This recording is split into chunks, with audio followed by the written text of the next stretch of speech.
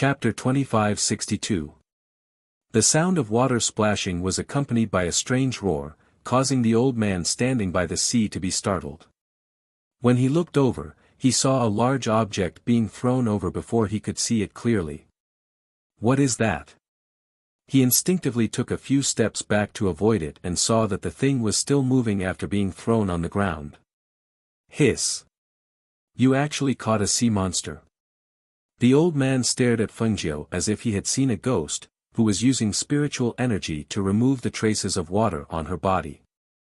Spiritual energy brushed past her body, and her originally soaked clothes instantly became dry. Even the water on her hair disappeared, and her beautiful hair softly draped behind her back. Fengjiu glanced at the old man. She used a ribbon to tie up her hair and put on her outer clothes. As for her boots, she did not wear them and left them on the sand, allowing her jade-like white feet to step on the fine sand. Uncle, do you want to eat seafood? She revealed a gentle smile, looking like a lady from a respectable family. However, when the old man saw her appearance, his eyelids twitched. A normal girl from a wealthy family would not get herself drenched and go down to the sea to catch a sea monster. Furthermore, he had been guarding this sea for so many years, and he had never seen anyone go down to the sea to catch a sea monster, let alone a normal girl from a wealthy family. This sea monster can't be eaten, so why did you catch it? As the old man spoke, he touched the silver net and could not help but be surprised. This is a treasure. Yes, this is a magic tool. As Fengjiu spoke, she stared at the octopus wriggling in the net and said, "This thing is delicious. It can only be found in places near the sea. You can't find it in ordinary places even if you want to eat it." She looked around and focused her attention on the old man. She smiled and asked, "Uncle, do you want to eat seafood? The things I make are extremely delicious." Hearing this, the old man frowned and asked, "If you have something to say, just say it." This old man is the most straightforward person. I hate people who drag their feet and are hesitant the most. Although this little girl was not hesitant at all. Seeing this, she smiled and said straightforwardly, "I'll have to trouble you to pick up some branches. I'll make something delicious." Hearing this, the old man choked and stared at her in astonishment. You want this old man to pick up branches? Didn't you say to be straightforward? I've already said it, don't you want to help? She glanced at him and asked, "Or do you want to deal with this octopus and some fish, prawns, and crabs?" I'll say it first. If you don't help and want to eat my food, I won't do it. That thing of yours doesn't taste good. This old man doesn't want to eat it. The old man said as he walked back to sit on the sand. All right. Since old uncle has said so, then I can only do it myself. She shrugged with an indifferent look on her face. Swallow cloud, little white, come out. She called out, and two beams of light shot out from the space. The two contracted beasts, swallowing cloud and the little white tiger, appeared in front of her. Master, the two beasts called out. Little white even rubbed against Fengjiu affectionately. On the other side, the old man saw that she still had two contracted beasts and could not help but stare. Chapter 2563. The two beasts responded and ran towards the branches. However, they could only bite back with their mouths. They returned to the forest and the seaside again and again. Fengjiu picked up some rocks and formed a simple stove. After lighting the branches, she took out a large pot from her space and filled it with water. Then, she placed the crab she caught in her chinkuan bag into the pot to cook. She also processed some fish and prawns. After the crab was cooked, she killed the octopus monster and roasted its tentacles on a metal plate. Then, she sprinkled some spices on it. The strong aroma of meat spread with the sea breeze. When the old man smelled the aroma, he could not help but open one of his eyes to look. He found it strange that she had cut the tentacles into sections and roasted them on the metal plate. When he smelled the aroma, his stomach could not help but growl. When Fengjiu heard it, she looked up and smiled. When she saw Tun Yun and Little White Tiger return, she said to them, "All right, that's enough. Just wait here. We'll be able to eat in a while." She placed the grilled food on a large plate for Tun Yun and Little White Tiger to eat. She first ate the tendril claws and then a crab. "This place is good. The seafood here is especially fresh." She enjoyed the delicacy very much. As she ate, she looked at the roasted tentacles on the metal plate. When she saw that Tun Yun and Little White Tiger were eating faster, she cut them into bigger pieces and increased the fire. Then, she fed the octopus monster to them. The old man swallowed his saliva when he smelled the aroma. When he saw that Fengjiu really did not ask him to eat, he could not help muttering in his heart, "This little girl is really not cute. How can she not respect the old and love the young?" He wanted to go over but felt that he could not bring himself to do so.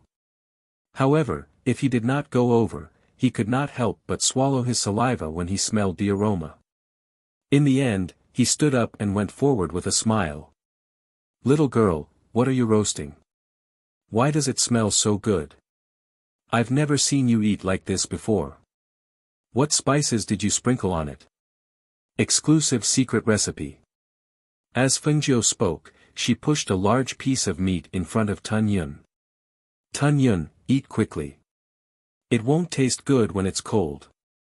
The old man swallowed his saliva and took a deep breath of the meaty aroma. He said embarrassedly, "Little girl, this old man was wrong. This old man should have helped. Look, can you give some to this old man? I've never tasted these things. I really want to eat them." Hearing this, Feng Nine stopped what she was doing and turned her head slightly to look at him with a look of surprise. "You want to eat for free? Ah. Eat for free." The old man's face turned red. Who was he? How could he eat other people's food for free? He hurriedly said, "I won't eat your food for free. I'll pay you." "No." Feng Jiu shook her head and refused directly. "I don't care about money." "Then what do you want?" the old man asked. However, she only smiled and did not say anything else. He watched as she sliced open a 3 to 4 kilogram prawn and roasted it. She even added spices to the prawn meat. When the unique aroma wafted out, his heart could not help but stir. "Oh, I have a lot of good stuff. Why don't I give this to you?" As he spoke, he shook his body and took out a small boat. Chapter 2564. Fengjiu looked at it, then reached out to take it. "All right. Sit for a while, this prawn is for you." Hearing this, the old man was delighted. "I knew you weren't an unreasonable little girl."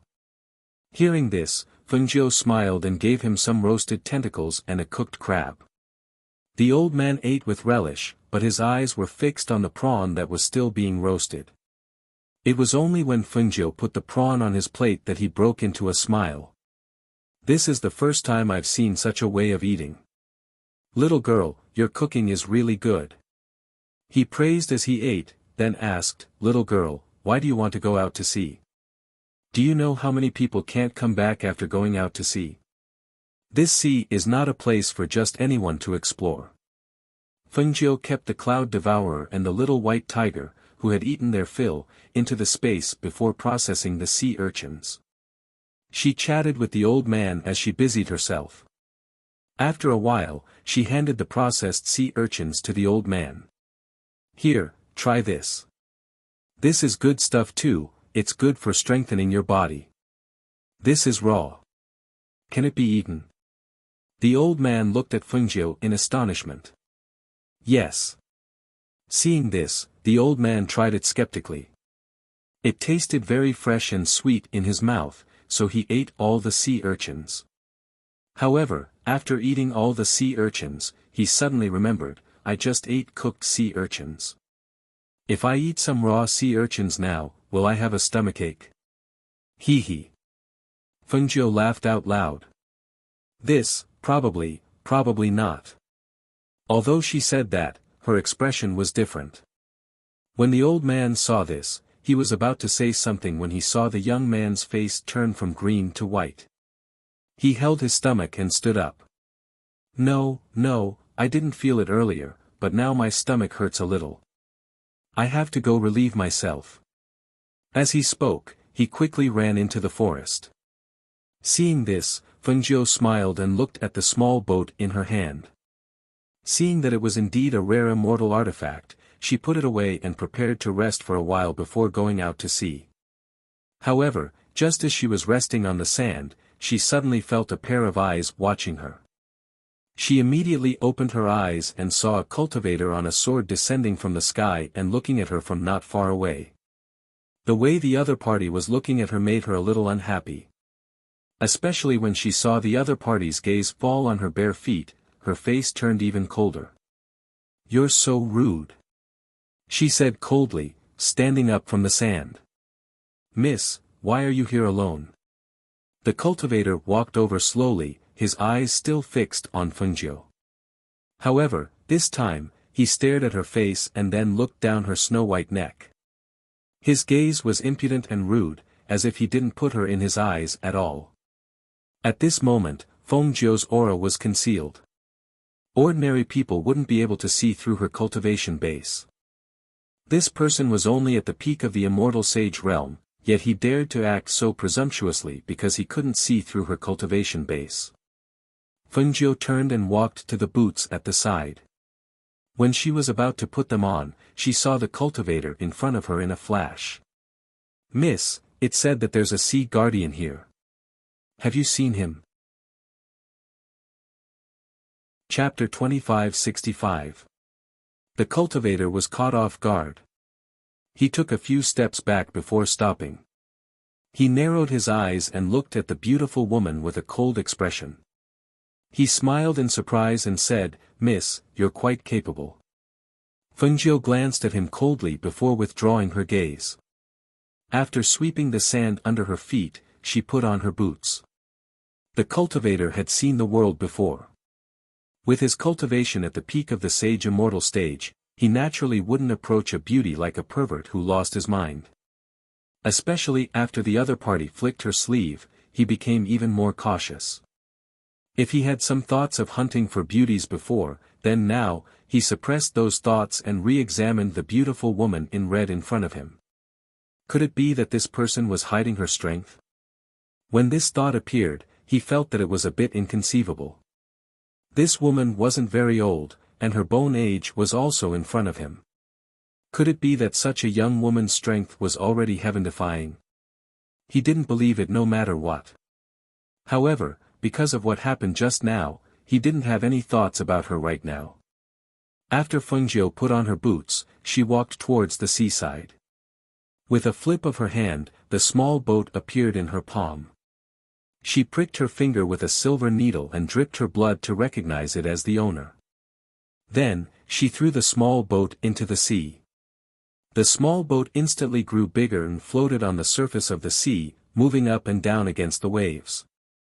Just as she was about to jump onto the small boat, the old man's voice came at this time. Little girl, are you leaving?" The old man quickly walked out of the forest and looked at Fengjiu standing on the seaside and the small boat on the sea.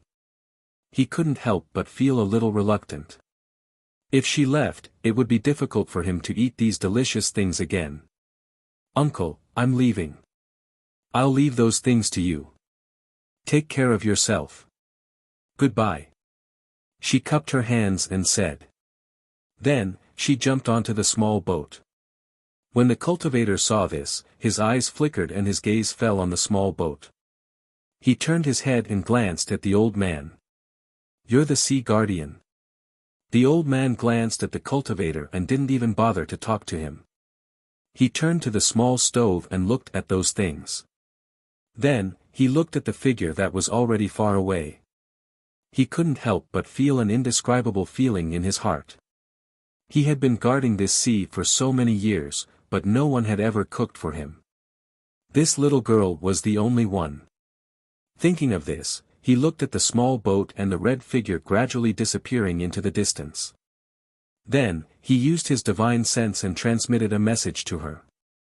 Little girl, the Penglai Immortal Island is in this sea. However, its appearance is like a mirage. It's so ethereal that it doesn't seem to exist in this world.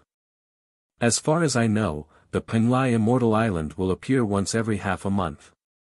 There are only a few days left before it appears again. You have to make good use of it. Also, the sea monsters in this sea will attack small boats. Feng Jiu was surprised when she heard the voice transmission. She stood on the boat and looked back at the shore.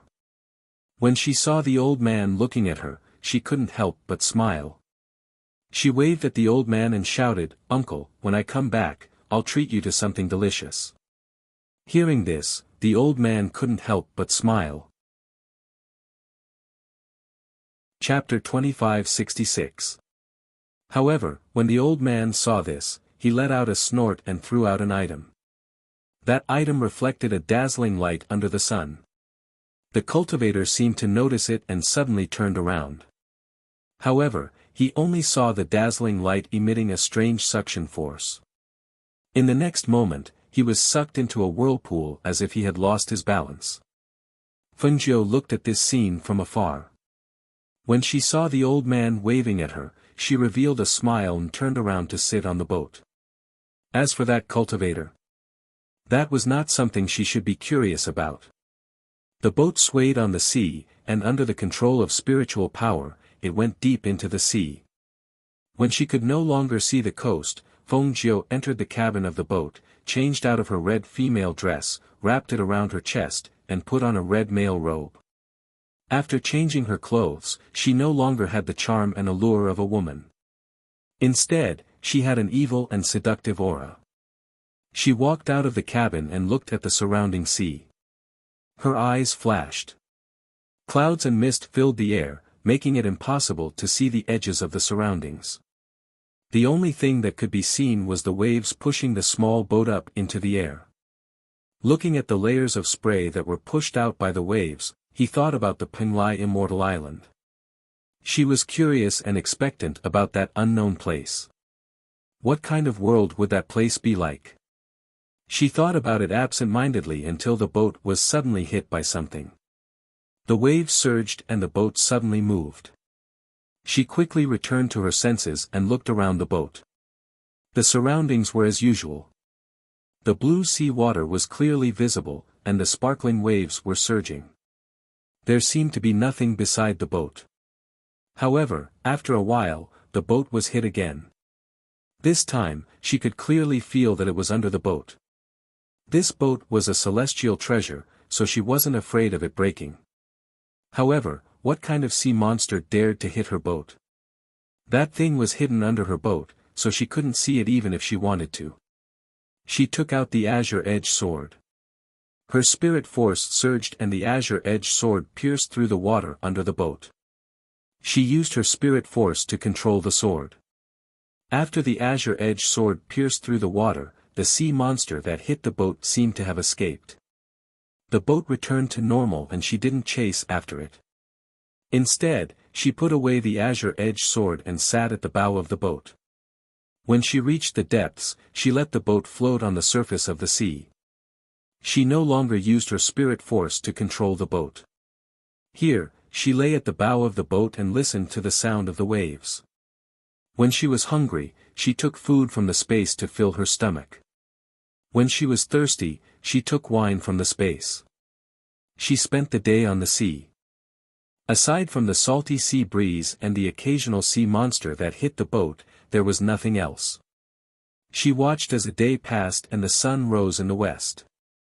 She rested her head on one hand and looked at the beautiful scenery. It was only when the sky gradually darkened and the surroundings became pitch black that the feeling gradually changed. Lying in this boundless sea and drifting with the waves, it really feels like I've been abandoned by the world. She softly muttered. Because it was too dark, she didn't like it. Thus, she took out the night pearl from the space. In an instant it was as if a star in the sky had fallen into the sea. It was dazzling and shining.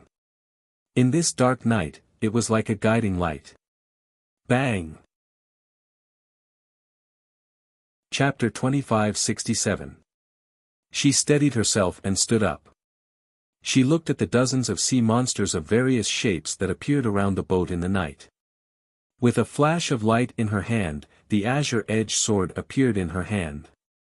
"Mere sea monsters dare to provoke me?" she snorted. With a twist of the sword in her hand, a sharp sword chi shot out.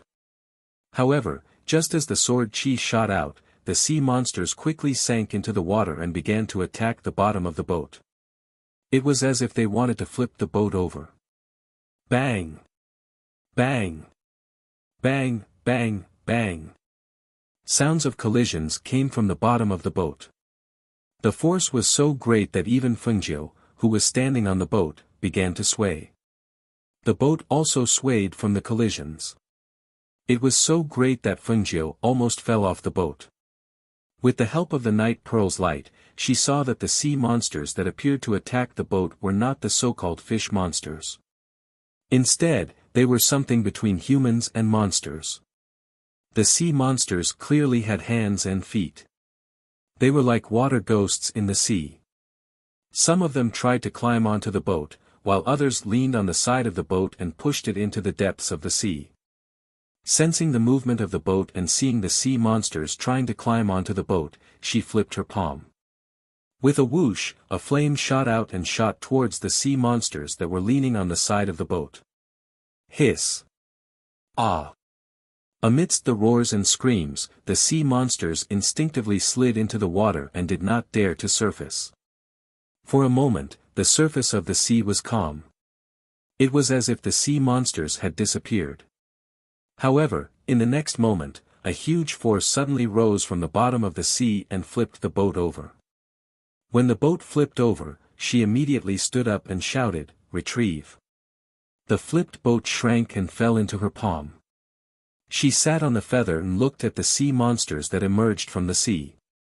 One by one, the sea demons emerged from the water surface, baring their fangs and brandishing their claws at her. Their mouths emitted unpleasant hissing sounds. Seeing that the sea demons' bodies were greenish-blue in color, which was extremely ugly, she frowned.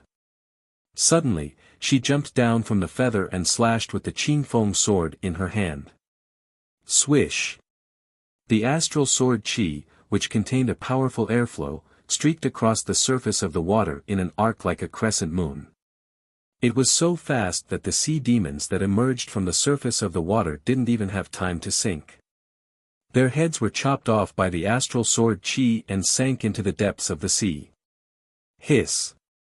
Screams suddenly sounded, sharp and ear-piercing.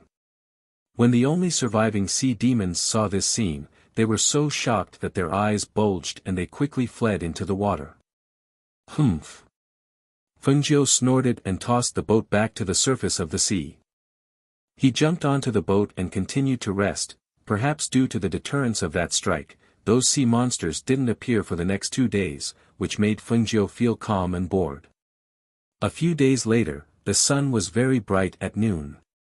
After evaporating the fog on the surface of the sea, there was actually a faint ray of sunlight refracting on the surface of the sea. For some unknown reason, a lively and bustling scene appeared on the empty sea surface. Seeing this scene, her eyes lit up and her heart skipped a beat. She suddenly stood up. Chapter 2568. She watched as the scene changed. Finally, a flight of stairs appeared on the surface of the sea. She immediately put away the boat, stepped on the water with the tip of her foot, and gently leaped towards the flight of stairs. When she got close to the scene, it was as if she had crossed a barrier, and she was isolated from the sea behind her. She did not think too much about it. Instead, she walked up the flight of stairs step by step. As she walked up step by step, the flight of stairs behind her gradually weakened until it disappeared. Even the scene became more and more illusory. In the end, it disappeared into the air as if it had never appeared. She followed the flight of stairs all the way to the end. Then, she arrived outside a city. When she saw the majestic city gate and the 8 guards at the gate, her eyes flickered with a trace of surprise. Could this be the Penglai Immortal Island? The 8 guards at the city gate were all celestial sages. She found it hard to believe. A dignified celestial sage expert was actually just a gatekeeper. She suppressed the surprise in her heart and slowly walked forward. However, she was stopped at the city gate. Register your information. Submit any of the items listed above as the entry fee. One of the guards pointed at the words written on the wall. Fengjiu looked at it. It said that anyone who wanted to enter the city had to register. Only after obtaining an entry pass could they enter the city. In order to obtain the entry pass, they had to submit medicinal pills or artifacts that were level 4 or above as the fee. Why don't you accept gold coins? Why do you want those items instead? She asked and looked at the guard in confusion. Gold coins? We don't accept gold coins in this place. As the guard spoke, he took out a thick booklet to register and asked for Fengjiu's information. What's your name? She glanced at the booklet and said, Fengjiu. She saw that most of the booklets only had names registered. The rest was blank. Not long after, the guard who had finished the registration said something. He asked her to drip a drop of blood on an identification card and handed it to her. All right, you may enter. The guard said. He did not even look at Fengjiu as he gestured for her to enter. Fengjiu held the item and looked at it as she walked into the city. After entering the city, she realized that there were barriers and formations inside. After entering the city, she felt as if the laws of heaven and earth were pressing down on her. For a moment, she felt uncomfortable. However, what surprised her was that this place was different from other places. Instead, there were cultivators sitting on the ground and bartering with each other. Perhaps it was because not many people came here. Her, of course. Of the crowd. Look, it's actually a young man. He looks pretty good. A peak immortal sage sitting on the ground said to the person beside him. His bone age doesn't seem too high. It's a surprise that he was able to come here, said an old man beside him. If he can come here, he's definitely not an ordinary person. Another person said. He suddenly raised his hand and shouted at Fengjiu, who was dressed in a dazzling red robe, "Little friend, my stall has a lot of good things. Do you want to come and take a look?" Chapter 2569. When she saw the precious herbs casually placed on the stall, she couldn't help but walk forward in a daze. Isn't this the 3-leaf purple heart orchid? Hiss. This is a 1,000-year-old black-edged jade lingji. When she saw the rare spiritual herbs outside, she couldn't help but suck in a breath of cold air. Such precious and rare items could only be seen here. Even if she went to collect them outside, she probably wouldn't be able to find them. How do you sell this? She pointed at the 2 stalks of spirit herbs and asked. Her gaze then fell on the other spirit herbs. Every stalk was over 1,000 years old, but they were casually placed on the stall. Seeing this, her heart clenched. What a waste of natural resources. Such good things were actually placed so casually. There wasn't even a proper box or anything. It really made her speechless. Sell. Hee, we don't accept gold coins here. We only barter. As he spoke, he pointed at the words on the side. Looking at the words, Fengjiu was stunned for a moment. Then for these, what kind of items do I need to barter with you? Just as she spoke, before the cultivator could speak, a cultivator beside him laughed loudly. Little friend, since you're new here, it's better if you don't barter for those things. Come, I have some medicine for internal injuries. Take 2 bottles with you just in case. Hearing this, Fengjiu raised her eyebrows. What do you mean? I'll get beaten up here. You won't get beaten up. However, there's someone here who likes to challenge others. Since you're new here, you definitely won't be able to escape. The cultivator laughed loudly, shaking the medicine bottle in his hand.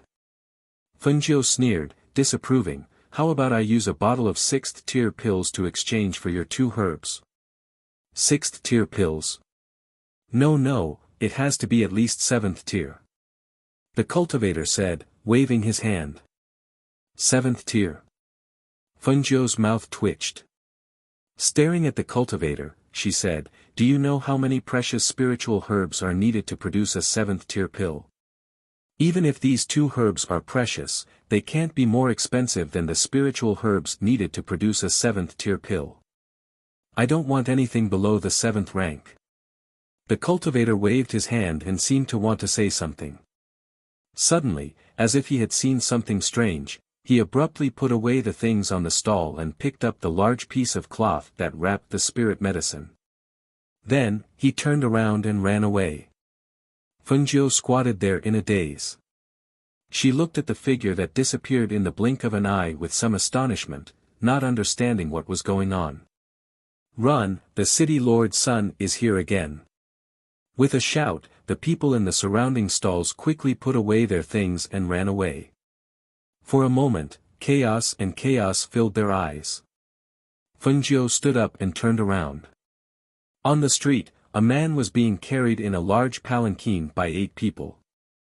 The palanquin was open on all sides, so one could see the whip in the man's hand. Every time the whip struck the air, there would be a cracking sound. The man's sharp eyes stared at the people running outside, as if he enjoyed the fear they had for him. Not long after, his gaze turned and landed on Fengjiu, who was wearing a dazzling red robe. Stop! With a command, the palanquin stopped. Chapter 2570. The other party's eyes impudently sized her up and down, as if trying to figure out her gender. After a long while, the person withdrew his gaze. She also withdrew her gaze, turned around, and left. This place was somewhat strange.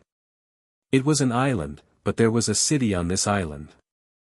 Then, where was the immortal ascension stairs that the Tianji elder had mentioned? It seemed that she had to find someone to ask. Stop right there. Just as she was about to turn around and leave, a cold shout was heard. When the cold shout came out, more than a dozen immortal sage-level guards quickly surrounded her. Looking at those immortal sage cultivators, a strange expression appeared on her face. In the lower reaches of the continent, it was difficult to find an immortal sage expert. In the upper reaches of the continent, an immortal sage expert was enough to make a family a top-notch family. However, in this place called Penglai Immortal Island, in this city, immortal sage experts were as common as cabbages. They could be seen everywhere. Fortunately, she was already an immortal emperor expert. Otherwise, she would have been shocked to death when she saw these people. Were these people born with such strength? Or did they have such strength for some other reason? It really made her curious. She glanced at the immortal sage guards, then turned around and looked at the man sitting in the palanquin. She asked, "Is something the matter? You look unfamiliar. Did you just arrive?" The man leaned against the palanquin, narrowing his sharp eyes as he stared at Fengjiu. "That's right," she replied. "Where are you from? What are you doing here?" Hearing this, Fengjiu raised her eyebrows. "What am I doing here? Do I have to tell you?" When the surrounding people heard Fengjiu's words, they couldn't help but gasp. Is this kid stupid? How dare he speak to the young city lord like that? He doesn't know the young city lord's methods. He just arrived. How would he know?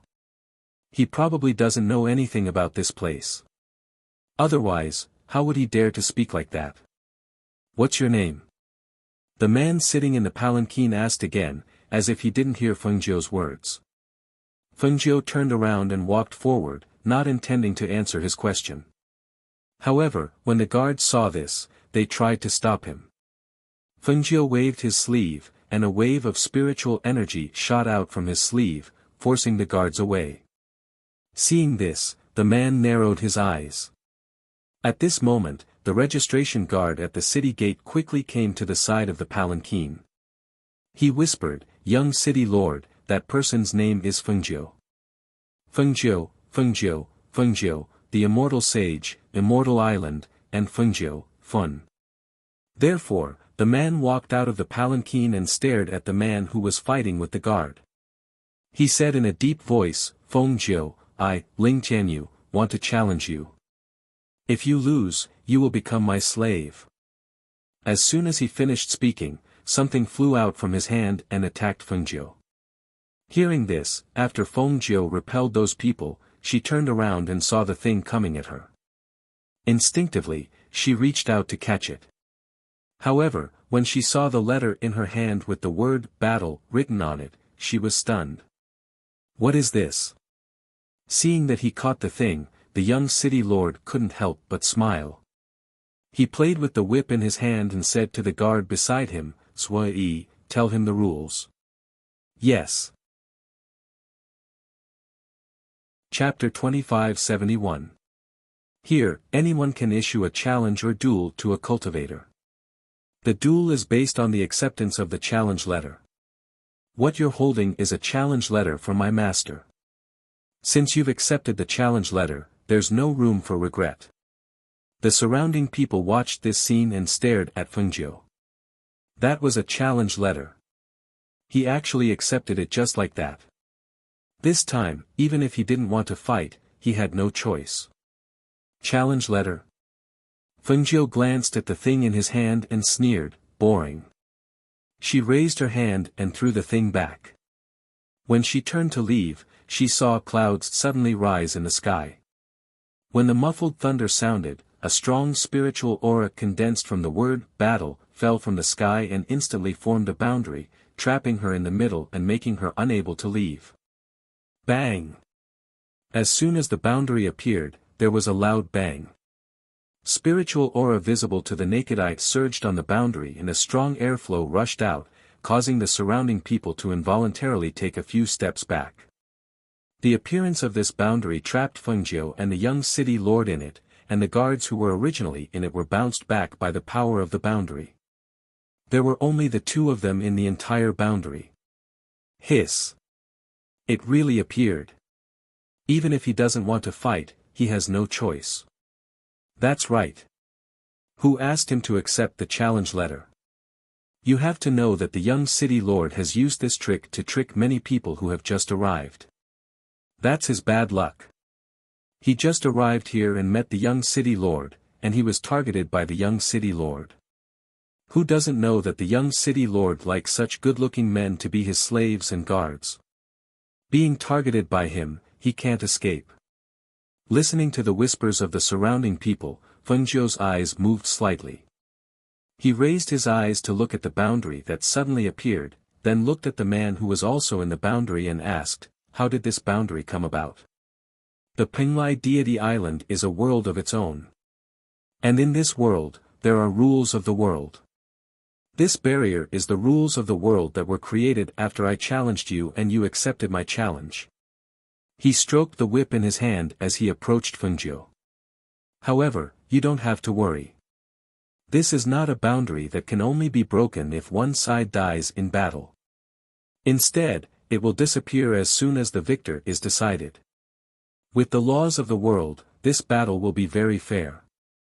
Feng Jiu, who vaguely knew what was going on, stared at the man with a strange expression.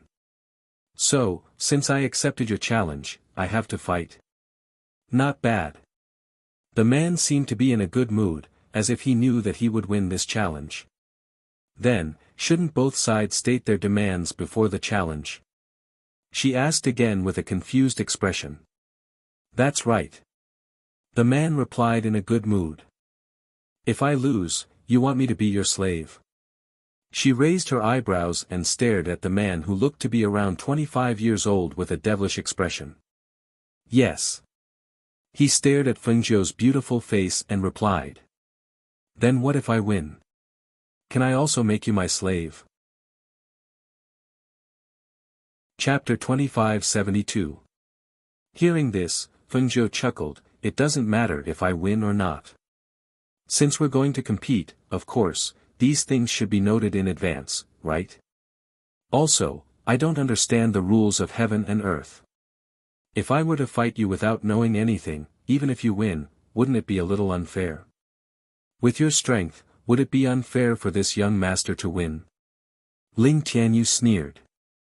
With a wave of his sleeve, he threw out a book. Take it and read it. This book contains the information about the rules of heaven and earth on Penglai Immortal Island. If this young master wants to win against you, I will make you accept your loss wholeheartedly. Feng Jiu took the book.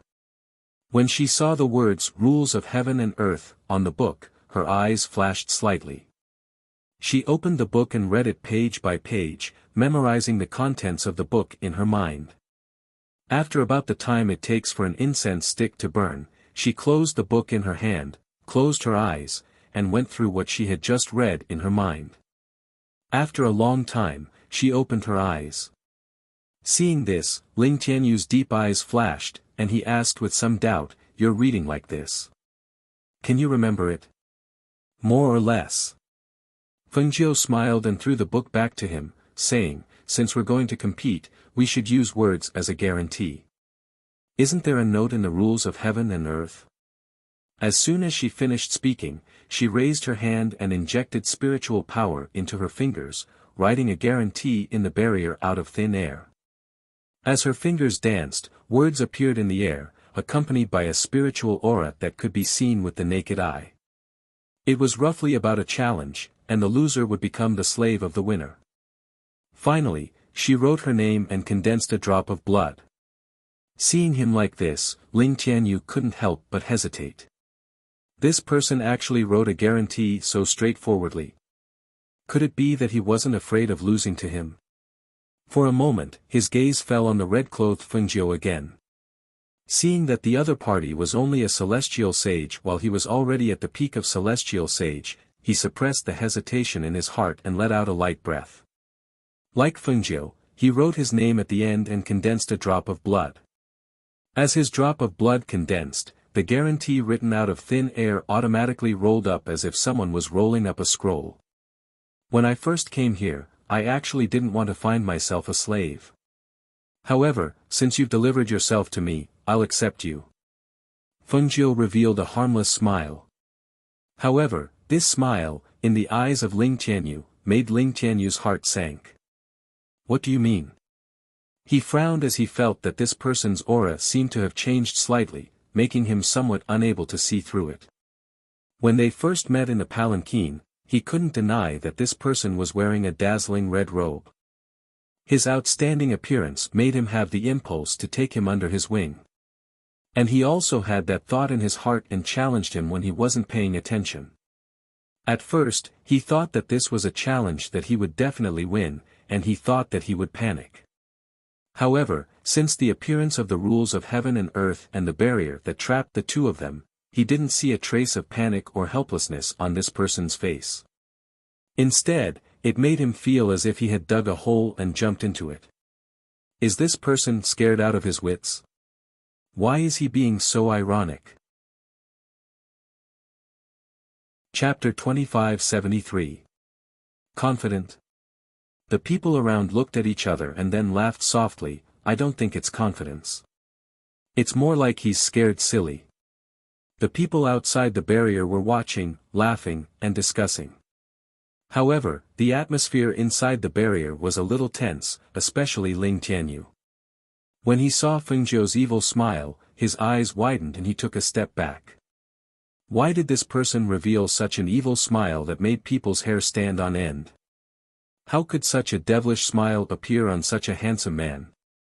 Suppressing the fear and inexplicable uneasiness in his heart, he held the whip in his hand and gritted his teeth. Then let me fight you. Let's see what you're capable of. As soon as he finished speaking, he moved his feet and rushed forward. With a swing of the whip in his hand, he attacked Feng Jiu in front of him. The fierce air current carried by the long whip streaked across the air. The onlookers outside felt that if the whip landed on the body of the red-clothed man, it would definitely be lacerated. However, to everyone's surprise, when the long whip fell, the red figure flashed like a ghost and dodged Ling Tianyu's attack. At the same time, when his body flashed forward, he stepped on the whip that fell to the ground. With a shift of his feet, the red figure approached Ling Tianyu step by step, forcing Ling Tianyu to abandon the long whip in his hand and quickly retreat. "You're not a celestial sage cultivator." He gritted his teeth and said with a dark face. With just a simple exchange, he knew that this person's strength was not at the celestial sage level, but stronger than him. Damn it! This person was actually hiding his strength. And his strength was even above his. When he thought about how this challenge was initiated by him and that the loser would become a slave, his face became even uglier. Feng Jiu kicked the abandoned whip up and played with it in his hand. "When did I say that I was a celestial sage cultivator?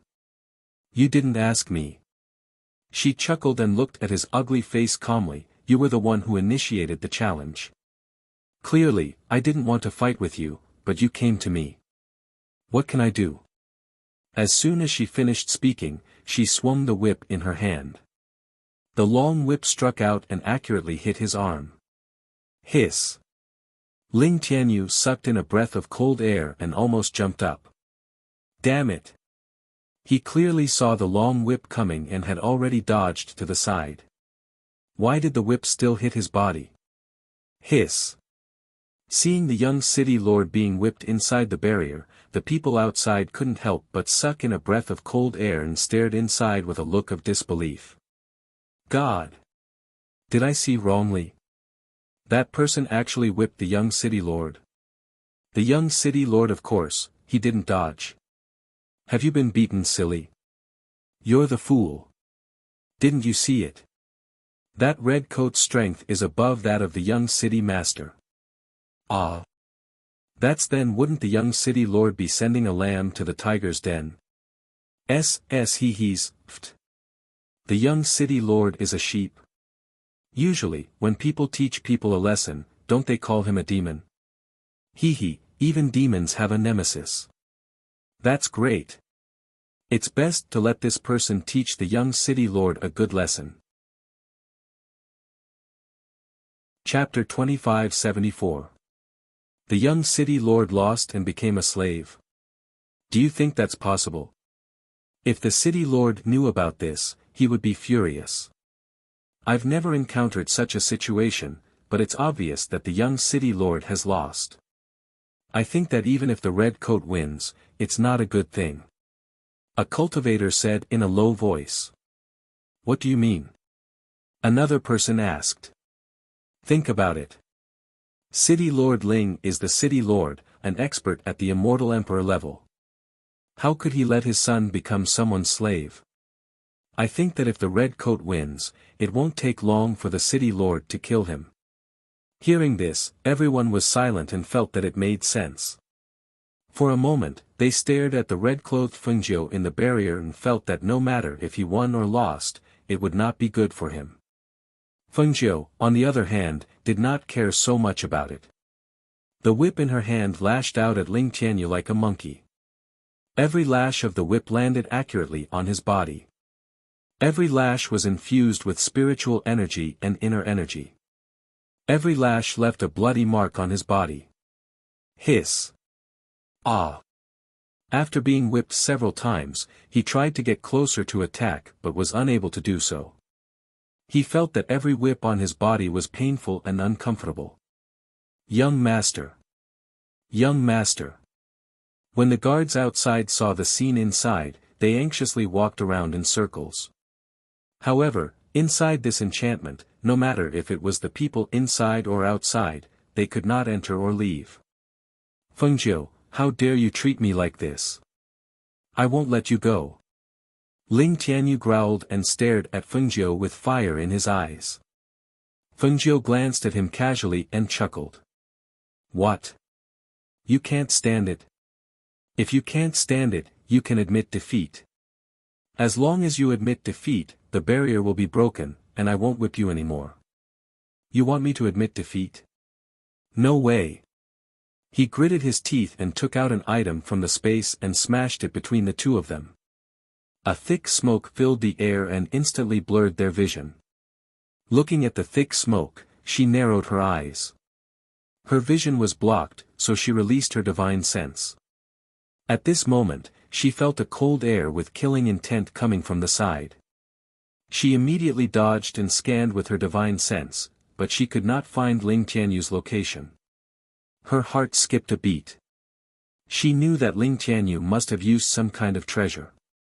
Therefore, she braced herself and carefully dealt with it, guarding against any hidden injuries. Whoosh! The blade slashed across, and a sharp and cold aura came out. She faintly felt the blade graze her robe, cutting a hole in her red robe, but it did not hurt her flesh. You don't even dare to show your face. Are you planning to hide and ambush me? Feng Jiu chuckled, but her ears were paying attention to the movements around her. It doesn't matter how I beat you. What matters is that I won in the end. Ling Tianyu's cold voice came out and spread in the barrier. He, who had never met a worthy opponent, was defeated by Feng Jiu this time.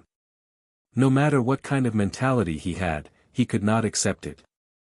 He could not accept that he would become Feng Jiu's slave after losing.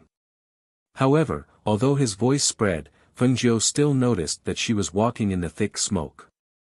She deliberately slowed down and made a sound. Chapter 2575.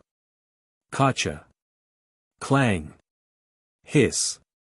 The crisp sound of bones breaking rang out, followed by his blood-curdling scream and the clanging sound of the dagger in his hand falling to the ground. Because his hand was locked, he was unable to escape, let alone make any other attacks. His entire body was bent over because of his broken hand, and he was half-squatting on the ground. Feng Jiu waved her sleeve, and a gust of wind came out and blew away the thick smoke, gradually revealing Ling Tianyu's twisted face. Let go! He shouted angrily, struggling to fight back, but because his hand was broken, he couldn't get up to attack. Feng Jiu sneered, kicked him, and pushed him forward. When he hit the barrier, he bounced back and fell to the ground. Ah! A sharp pain came, and he let out a muffled groan. However, he felt even more embarrassed.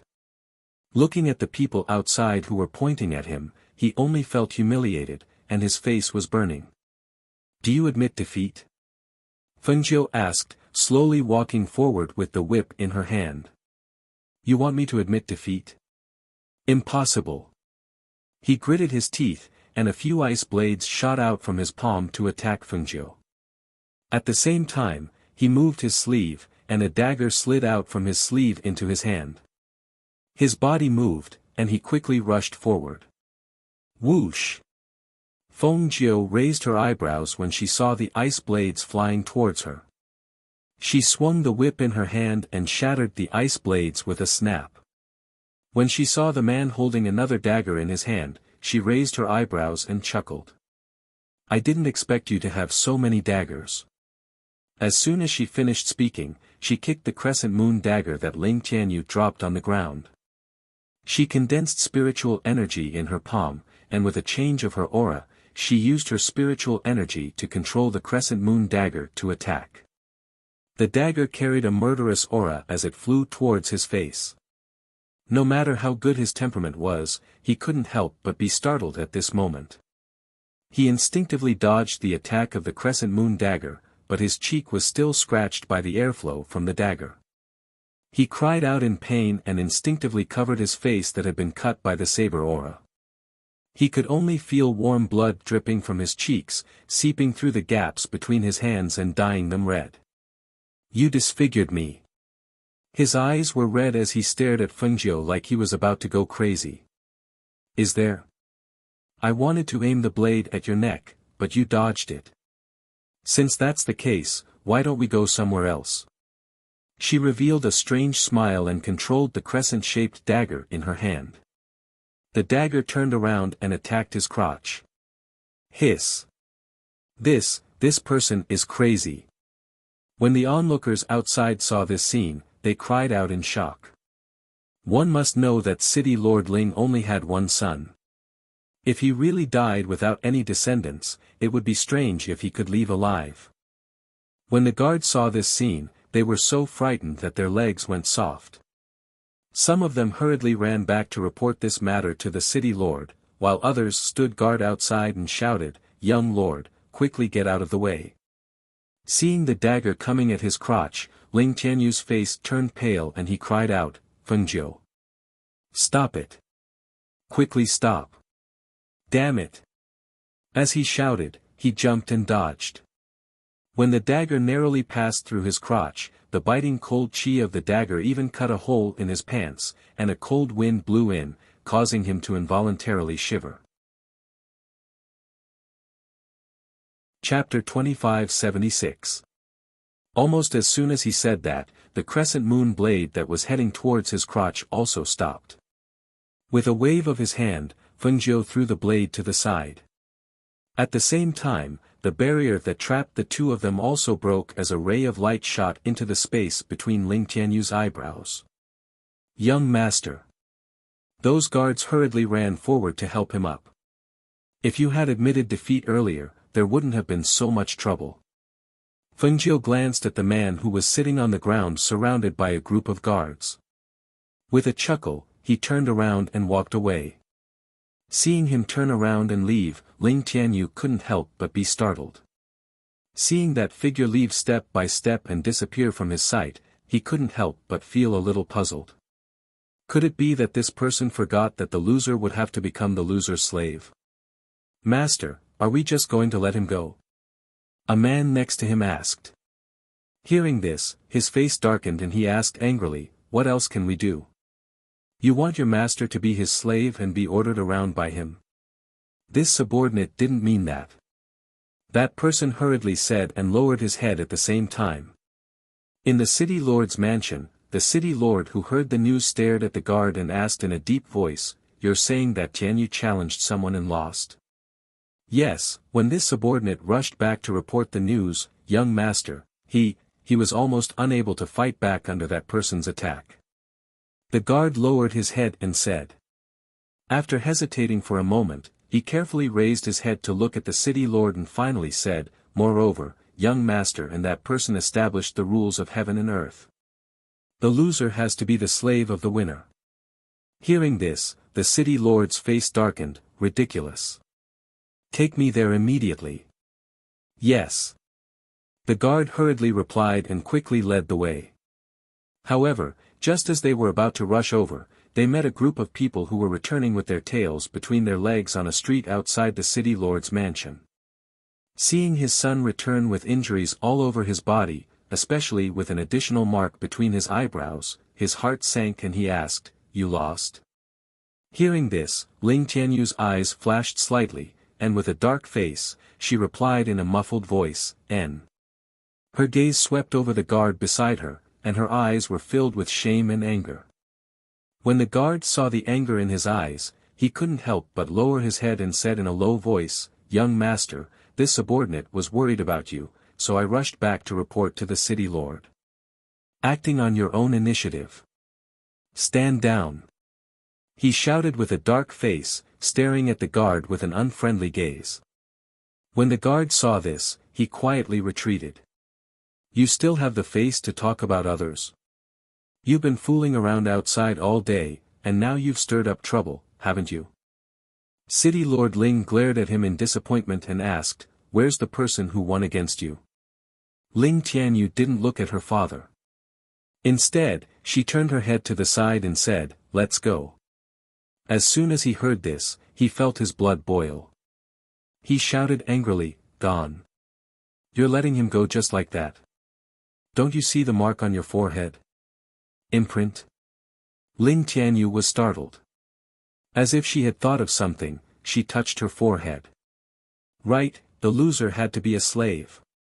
At that time, both of them had condensed a drop of blood, so the rules of heaven and earth would naturally brand the imprint on the loser's body. Chapter 2577. When he regained his senses, he saw the anger on his father's face and walked in. After he went in, the city lord took a deep breath with a dark expression and ordered the guards, "You guys have seen that person. Go. Bring some people and invite him to the city lord's residence after you find him. Remember, invite him, don't be rough with him." "Yes." Everyone hurriedly responded. The city lord then walked in with his hands behind his back, his brows tightly knitted, feeling that this matter was a little troublesome. Slave. How could he think of such a thing? It was one thing to act recklessly normally, but today, he actually dug his own grave. The dignified city lord's young master became someone's slave. Even if he didn't care about his face, he still had to care about his face and reputation. At the same time, Fengjiu was walking in an alley, looking at the small stalls that moved from the main street outside to this alley to sell. Because of that battle, the people nearby all recognized her, so when they saw her enter, some smiled and greeted her, some praised her for being so powerful, and some told her to leave quickly. She stopped in front of the spiritual medicine stall that she had her eyes on, stared at the spiritual medicine on display, and asked the cultivator, "How about I exchange these with crystal stones?" Crystal stones. The cultivator was startled, then shook his head. "I don't want crystal stones, I want to exchange this for something fixed, a fourth-grade inner core." Hearing this, Fengjiu was also startled. Fourth-grade inner core. She rummaged through her space, and finally took out a bottle. "I don't have any fourth-grade inner cores, only a sixth-grade inner core." "What? Sixth-grade inner core?" The cultivator who was originally sitting jumped up, his eyes widened as he stared at the bottle in Fengjiu's hand. "Yes, sixth grade." She poured out the inner core from the bottle, and placed it in the palm of her hand. When the cultivator reached out to take it, she retracted her hand and kept the sixth-grade inner core. Trade, I'll trade this spiritual medicine with you."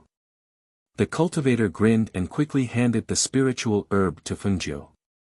At the same time, he stared at the bottle in Fengjiu's hand. "This stock of spiritual herb is not much to exchange for a fourth-grade inner core, but if you want to exchange it for my sixth-grade inner core, you'll probably have to give me all the spiritual herbs you have here."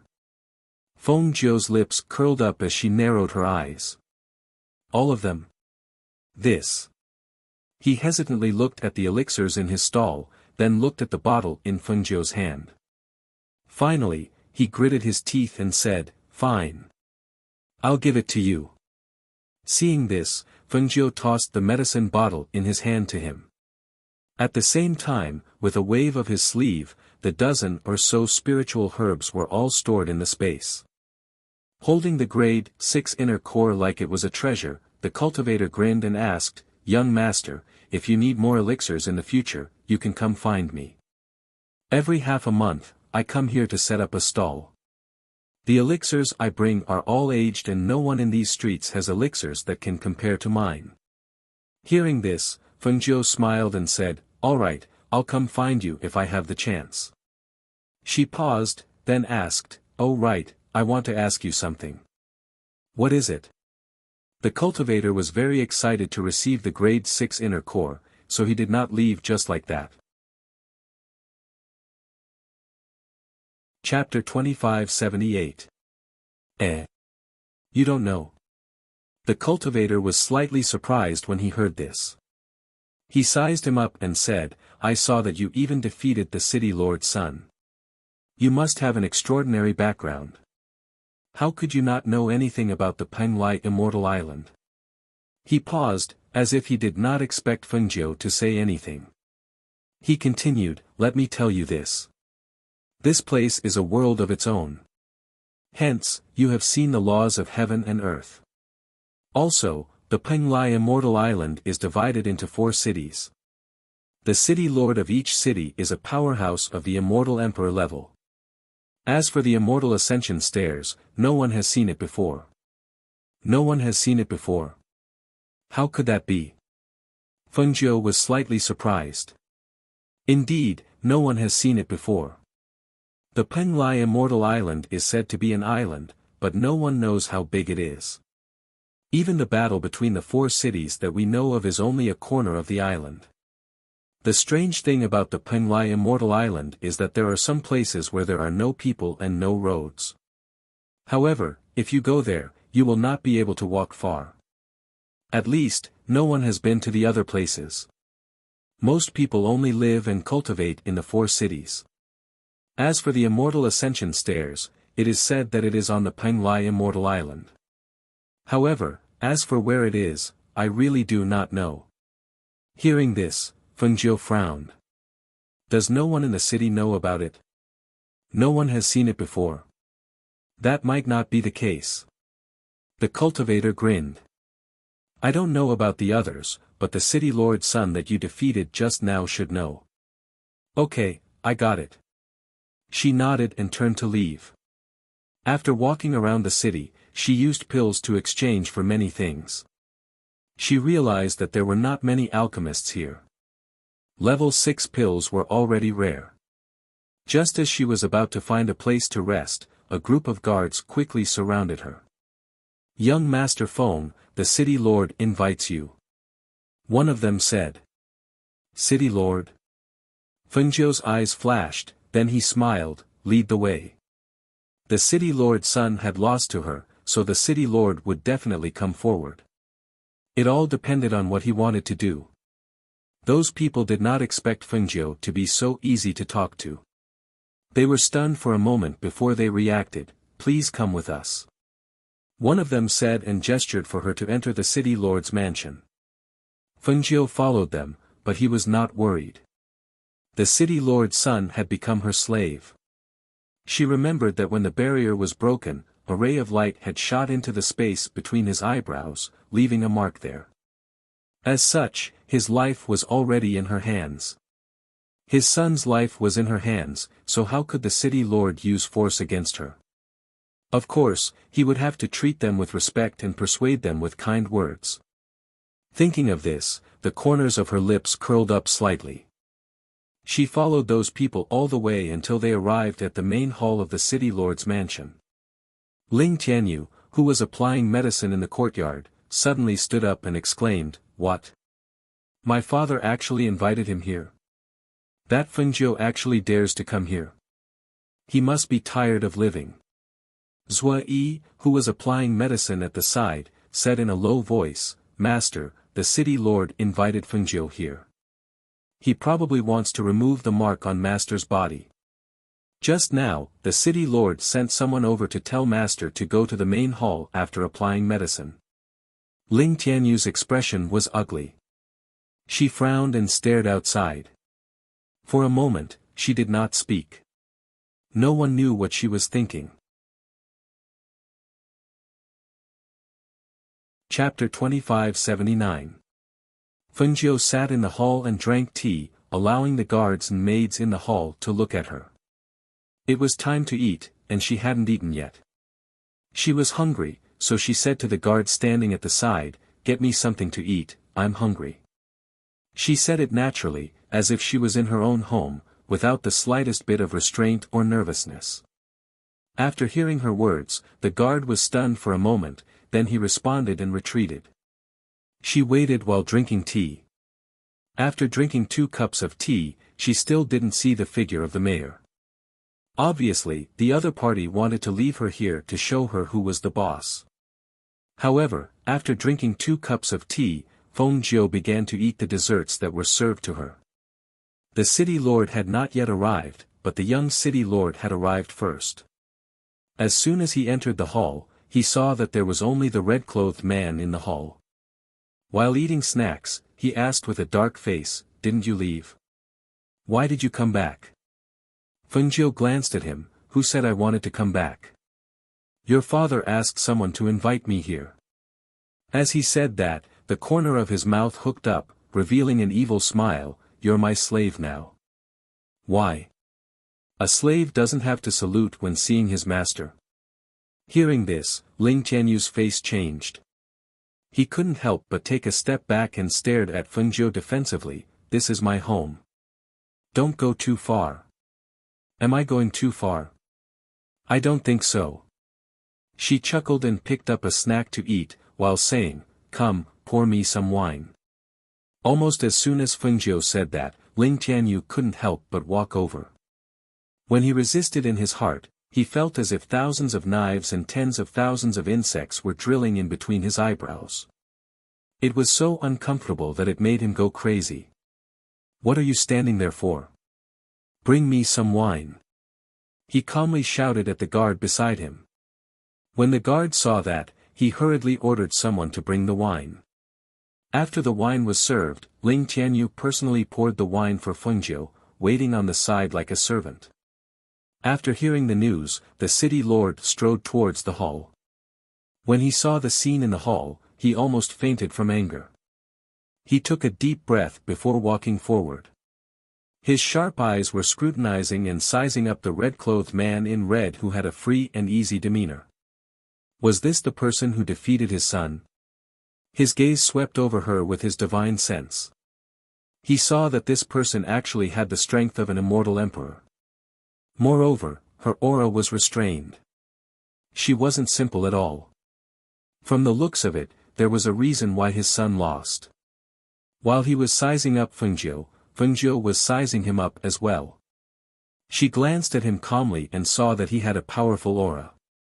Moreover, he did not retract his aura even after entering this place. It was obvious that he wanted to intimidate her. However, she was Fengjiu, not just anyone. Under the powerful aura of the other party, she was still the same as before. Her expression did not change at all. "Is this young Master Feng?" the city lord asked as he walked in. "That's right," Fengjiu bowed and said, "I wonder why the city lord has invited me here." "Humph. You're asking the obvious." Ling Tianyu snorted coldly in his heart. He had a lot of complaints in his heart, but he didn't dare to say anything. Who told him to lose to Fengjiu? No matter how unwilling he was, he could only stand there and pour wine for him. Chapter 2580. You want me to release him from his slave contract? So you already know that he's my slave? Fengjiu glanced at the city lord with a half-smile. Hearing this, the city lord looked at his son, who had his head lowered. He paused for a moment, then said to Fengjiu, "Today's matter is my son's fault. Please don't hold it against him. After all, he's my son. If word gets out that he's your slave, wouldn't I become a laughing stock? So please be magnanimous. As long as you're willing to release him from his contract, I'll definitely compensate you." Fengjiu chuckled, "How do you want me to believe that I won't be killed if I release him from his contract?"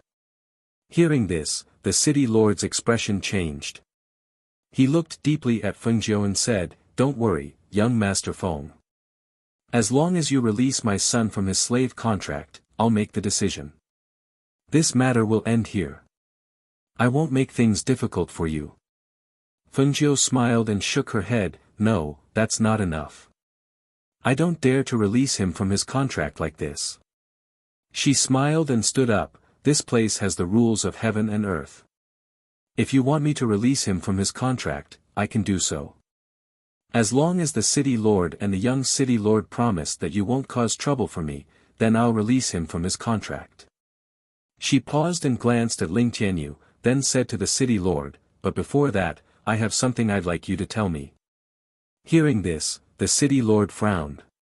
He looked at Fengjiu for a moment, then asked, "What does young Master Feng want to know? Please speak." Fengjiu stood up and walked slowly to the city lord. "I want to know where the immortal ascension stairs to Penglai Island is." The city lord was stunned. His face was full of astonishment. "What? The immortal ascension stairs?" His gaze shifted and he stared at Fengjiu for a long time, then asked, "Why do you want to find the immortal ascension stairs?" "You just need to tell me where I can find the immortal ascension stairs," she said slowly. Hearing this, the city lord smiled and said, "Actually, the immortal ascension stairs is said to be on Penglai Island. But almost no one here has seen it." He paused, then smiled. "It's said that the immortal ascension stairs is a bridge that leads to another world. It's also a place to test a person's ability. However, I've been here for so long, but I've never seen the immortal ascension stairs, nor do I know where it is on Penglai Island." "You immortal ascension stairs," she didn't quite believe him. "Hee, it's not that I don't want to tell you, young Master Feng. It's just that I really don't know. I've only heard that the stairway of immortality leads to another world. I also know that the stairway of immortality has many tests. He looked at Feng Jiu with an inexplicable look in his eyes. I heard that young Master Feng has just arrived in the city. How did you know about the immortal ascension stairs on Fenglai Island? If that's the case, then didn't this expert tell young Master Feng where the stairway of immortality is? Chapter 2581. For a moment, she was silent. She sat there quietly with her brows furrowed. Young Master Feng. Young Master Feng. Seeing Fengjiu sitting there quietly, the mayor called out to him twice. Only when he came back to his senses did he say, I wonder if young Master Feng has any other questions. If there is, I will tell you everything I know. Hearing this, Fengjiu looked at him and said, if that's the case, then I would like to ask if you can let me search for information in the City Lord's Mansion's library. Hearing this, the mayor paused for a moment. He looked at Fengjiu with some hesitation, then looked at his son. Finally, he said, as long as young Master Feng agrees to break the contract, then I can let young Master Feng stay in our City Lord's Mansion's library for 3 days. However, after 3 days, regardless of whether young Master Feng finds the information you want or not, you will have to leave. Seeing that his father had agreed to this request for him, Ling Tianyu couldn't help but move his mouth. He wanted to say something, but he didn't know what to say. Should he open his mouth and refuse? Then let him be Fengjiu's slave. Thinking of this, he gritted his teeth and glared at the red-clothed Fengjiu with an unfriendly gaze. He snorted coldly and turned his head away. Fengjiu didn't pay attention to Ling Tianyu. After hearing the mayor's words, he smiled and said, okay, okay. Thus, the mayor and Ling Tianyu made an oath to the heavens in front of Fengjiu. They promised that as long as Fengjiu broke the slave contract, they wouldn't pursue the matter. Furthermore, they wouldn't send people to assassinate him or cause trouble for him. Finally, Fengjiu erased the slave mark on Ling Tianyu's forehead and broke the contract between the two. Seeing this, the mayor let out a sigh of relief and smiled, young Master Feng, you can rest here tonight. Tomorrow morning, I will send someone to bring you to the library. Then I'll have to trouble you. Feng Jiuqiao bowed to the city lord, and his etiquette increased. I won't disturb you. The city lord smiled and called for the steward to bring Fengjiu to rest. After Fengjiu left, Ling Tianyu came to his father's side and asked in a muffled voice, Father, are we just going to let it go? The city lord, who was standing with his hands clasped behind his back, glanced at him, his dark face filled with anger. If it weren't for you running amok outside all day long and causing trouble, why would I, the dignified city lord, need to lower my voice to beg someone? He even allowed him to read books in Tibet for 3 days. You're the one who caused all this trouble, and now you're even saying that you won't cause trouble for him. Are you going back on your word? He stared at him with a dark expression and said in a deep voice, I'm warning you, you'd better obediently stay at home and cultivate. If I find out that you're going out to cause trouble again, I'll break your legs. After warning him, City Lord Ling flung his sleeves and walked out, leaving Ling Tianyu standing alone in the hall. Fengjiu was arranged to stay in a courtyard in the City Lord's mansion like a guest. However, everyone in the City Lord's mansion knew that it was their young City Lord who lost to him, so the City Lord had to invite him to his home. If it weren't for the City Lord, the young City Lord would probably have become his slave. Thinking that this red-clothed man was so strong at such a young age, everyone in the City Lord's mansion was secretly sizing him up. Chapter 2582. Fengjiu did not stand on ceremony as they stayed in the Chancellor's manor. Instead, he asked the servant to prepare a few dishes and some wine before eating in the courtyard. At this moment, Ling Tianyu walked in from outside. Seeing how carefree Ling Tianyu was in the Chancellor's manor, Ling Tianyu could not help but snort, you sure are carefree. You almost treat my house as your home. Fengjiu glanced at him, what? Does the young Chancellor also want to have a drink or two? Ling Tianyu's face darkened as he stared at Fengjiu. In a deep voice, he asked, Fengjiu. Who exactly are you? Why are you looking for the immortal ascension stairs? Hearing this, Fengjiu chuckled. She played with the wine cup in her hand and watched as the wine in the cup swayed along with her movements. She smiled, don't you already know who I am? As for why I'm looking for the immortal ascension stairs, that's my business. It has nothing to do with you, right? Her voice paused as her clear eyes landed on him. She smiled, furthermore, the contract on you has already been dissolved. Why are you still hanging around in front of me? I'm hanging around in front of you. His voice raised slightly as if he was a little beast whose tail was stepped on. He immediately retorted, that's because you're staying in my house. I'm not hanging around in front of you. Now that I'm a guest in your manor, is this how you treat your guest when you're the young chancellor? She raised her eyebrows and looked at him, I wonder if the chancellor knows that the young chancellor is here. Hearing this, Ling Tianyu froze. He glared fiercely at Fengjiu and snorted coldly. Then, he turned around and left. Seeing this, Fengjiu smiled and did not bother about him. After eating, he walked around the courtyard for a while and asked someone to prepare a bath. After that, he went to bed early. At night, in the chancellor's manor. The chancellor came to the back of the mountain alone. After passing through the enchantment and array, he entered a cave and bowed respectfully, Father. Come in. In a stone room in the cave, there was an old man sitting cross-legged in cultivation. When he heard the noise outside, he opened his eyes and looked outside. After hearing the voice, the city lord walked in and came before the old man. Father, please forgive me for disturbing you in the middle of the night. Is something the matter? The old man asked in a deep voice. Today, you did something foolish outside.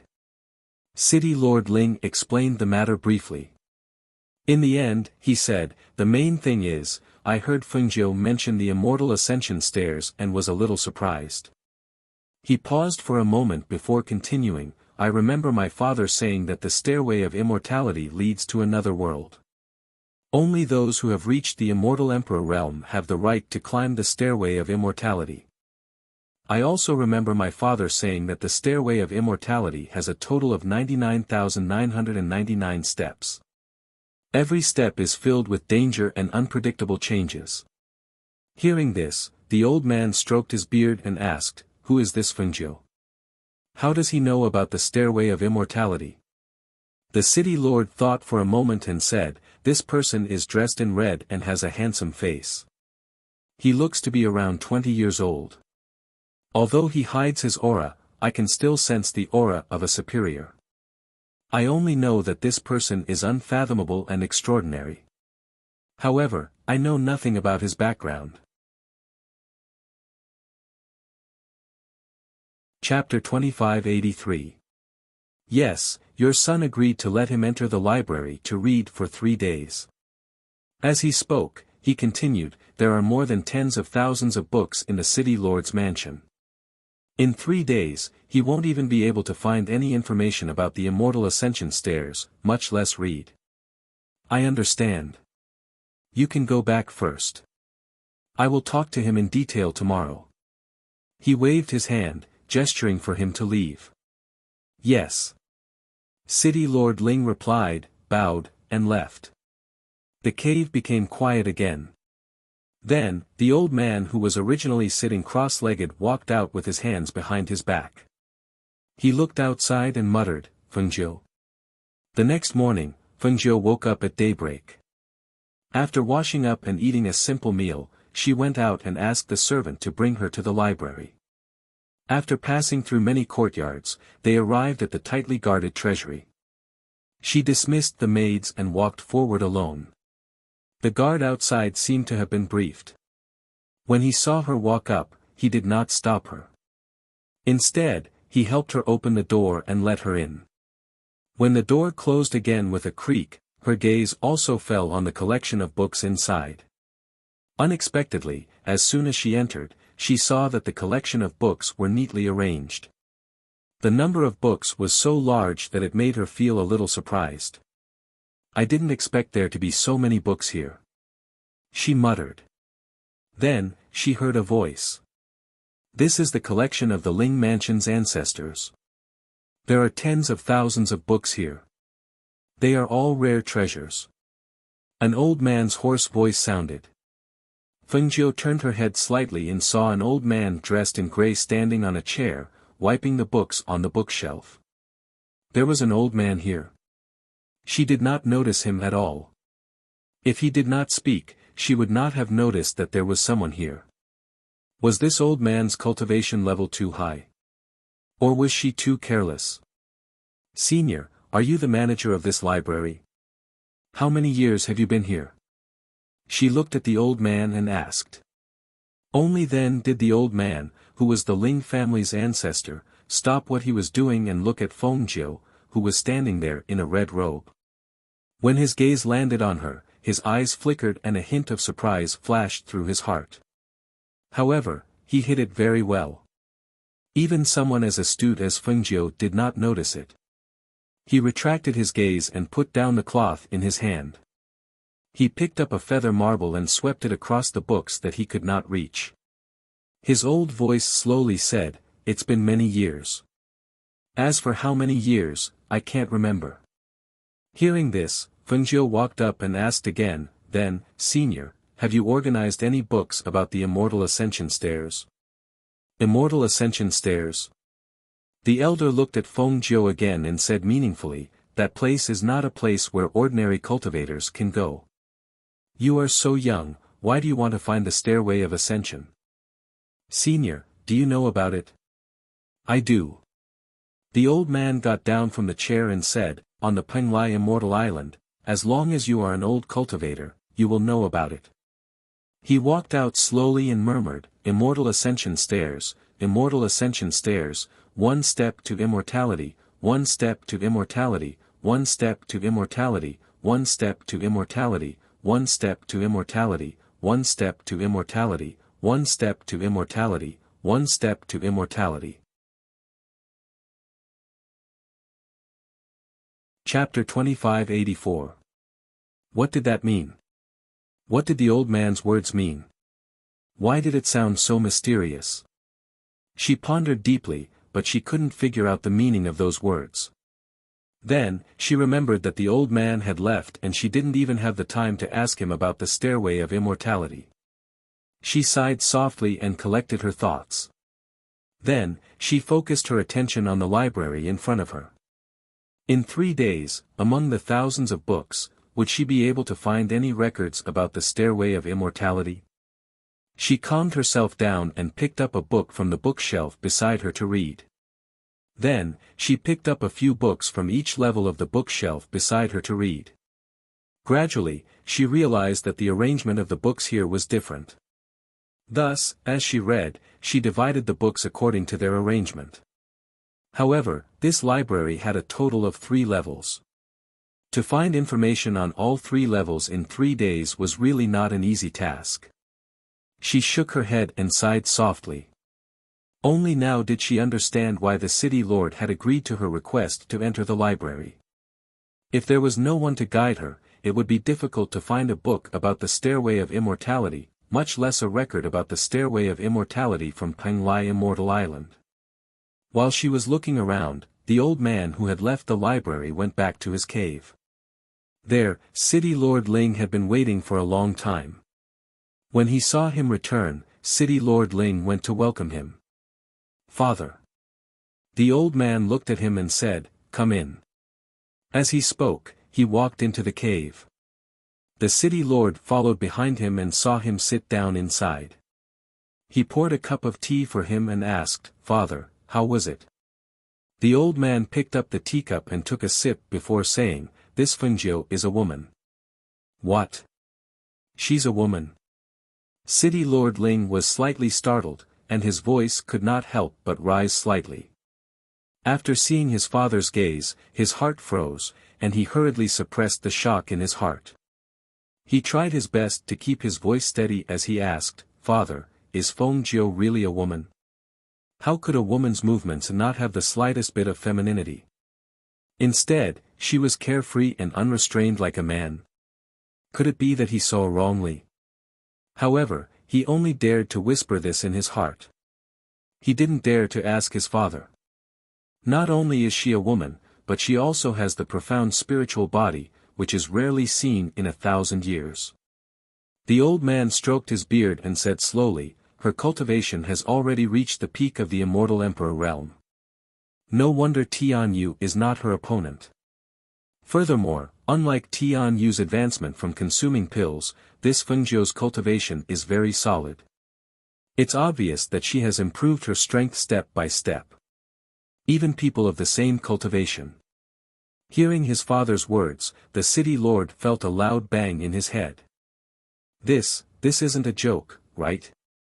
It should be known that although there were many immortal sages on Penglai Immortal Island, most of them had achieved their strength through the use of strange fruits and pills. They were different from those cultivators who had risen their strength step by step. Chapter 2585.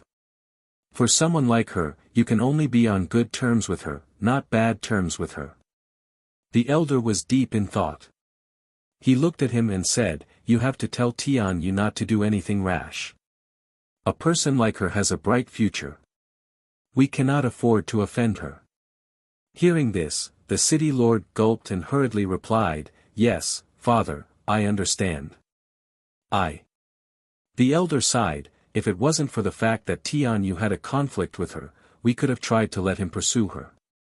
If we could make her a member of our Ling family, she would definitely be a great help to our Ling family. Unfortunately. He shook his head with a look of regret. Hearing this, the city lord's heart trembled.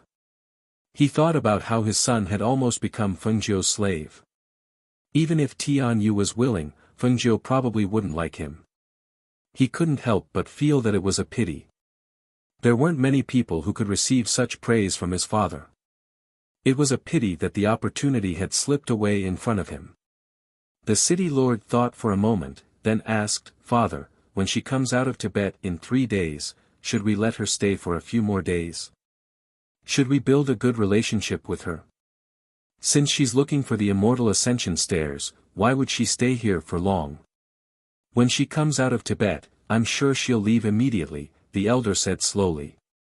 He paused, then continued, anyway, as long as you don't force anything and don't get on bad terms with her, it'll be fine. Then the immortal ascension stairs. He looked at his father carefully and asked, should we tell her where the immortal ascension stairs are? Hearing this, the elder's eyes flickered. He said, if she's fated with the immortal ascension stairs, she'll find it. Furthermore, even I couldn't climb the immortal ascension stairs back then. She's so young. Even if she finds it, what can she do? Yes, I understand. Then I'll go back first. The city lord bowed and left. After watching him leave, the elder returned to his room to continue cultivating. The city lord, who was walking towards the main house, met his son halfway. Seeing him standing there, he said in a low voice, didn't I tell you to cultivate? Why did you come out again? Father, did you go to find grandfather? Why are you looking for grandfather? Is it because of Fengjiu? Ling Tianyu looked at him and asked. She hit the nail on the head. City Lord Ling glanced at him and said, that's right, I went to find your grandfather and told him about the troublesome things you've been doing recently. I originally wanted to pay you a visit, but since you're here, then I'll tell you that your grandfather has ordered you not to make things difficult for that Fengjiu. She's not someone to be trifled with. Hearing this, Ling Tianyu frowned. Why? Could it be that father and grandfather are afraid of a mere brat? Just do as the elders say. You just need to know that we won't harm you. He said in a deep voice, go back. Remember what I said to you. With that, he walked away. Looking at her father walking away with his hands behind his back, Ling Tianyu's eyes were filled with doubt. She thought to herself, what is the background of that kid? It was fine if her father said that, but why did her grandfather say that as well? Thinking about how Fengjiu was in Tibet and her father had ordered her to leave, she could only return to her courtyard. Chapter 2586. The city lord had sent someone to ask her if she wanted to come out for dinner, but she had rejected them all.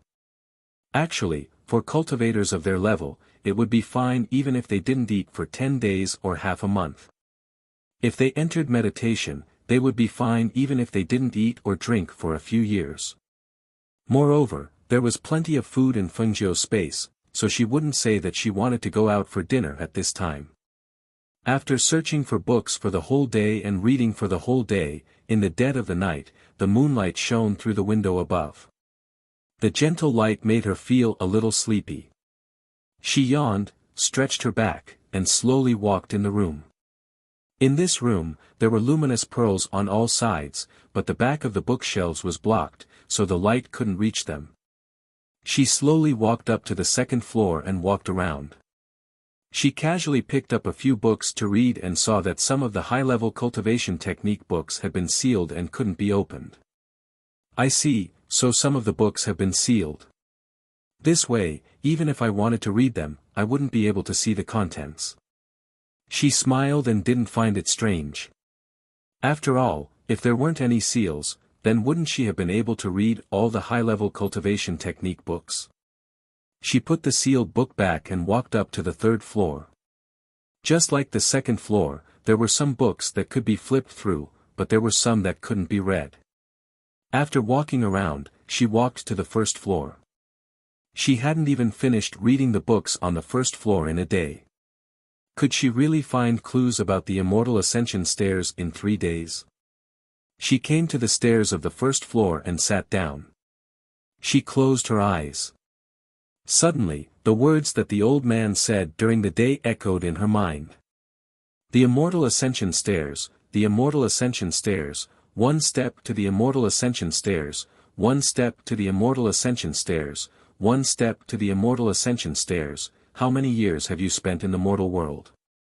What does this mean? She softly murmured. She opened her eyes and looked at the first floor. When her gaze landed on a certain spot, her eyes flashed. She immediately got up and walked to the first floor. She came to a few rows of bookshelves at the back where the chairs were placed. She looked at the chair that the old man had stood on during the day. She stood on it and searched the bookshelves above. Nothing. Am I overthinking things? She was puzzled and looked up again. Her gaze fell on the top shelf, so she took down all the books on the top and placed them on the ground one by one. Then, she sat on the chair and started to look through them one by one.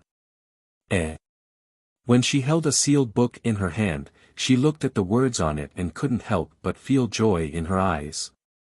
Penglai Miscellany.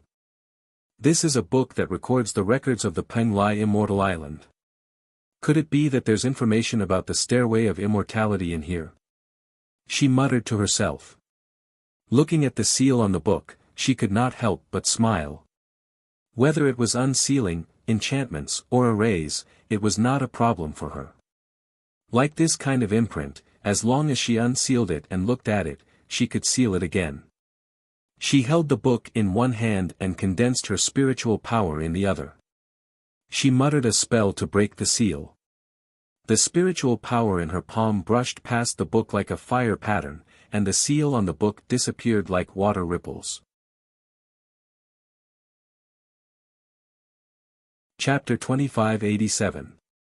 She sat by the bookshelf and used the light from the night illumination pearl to flip through the pages.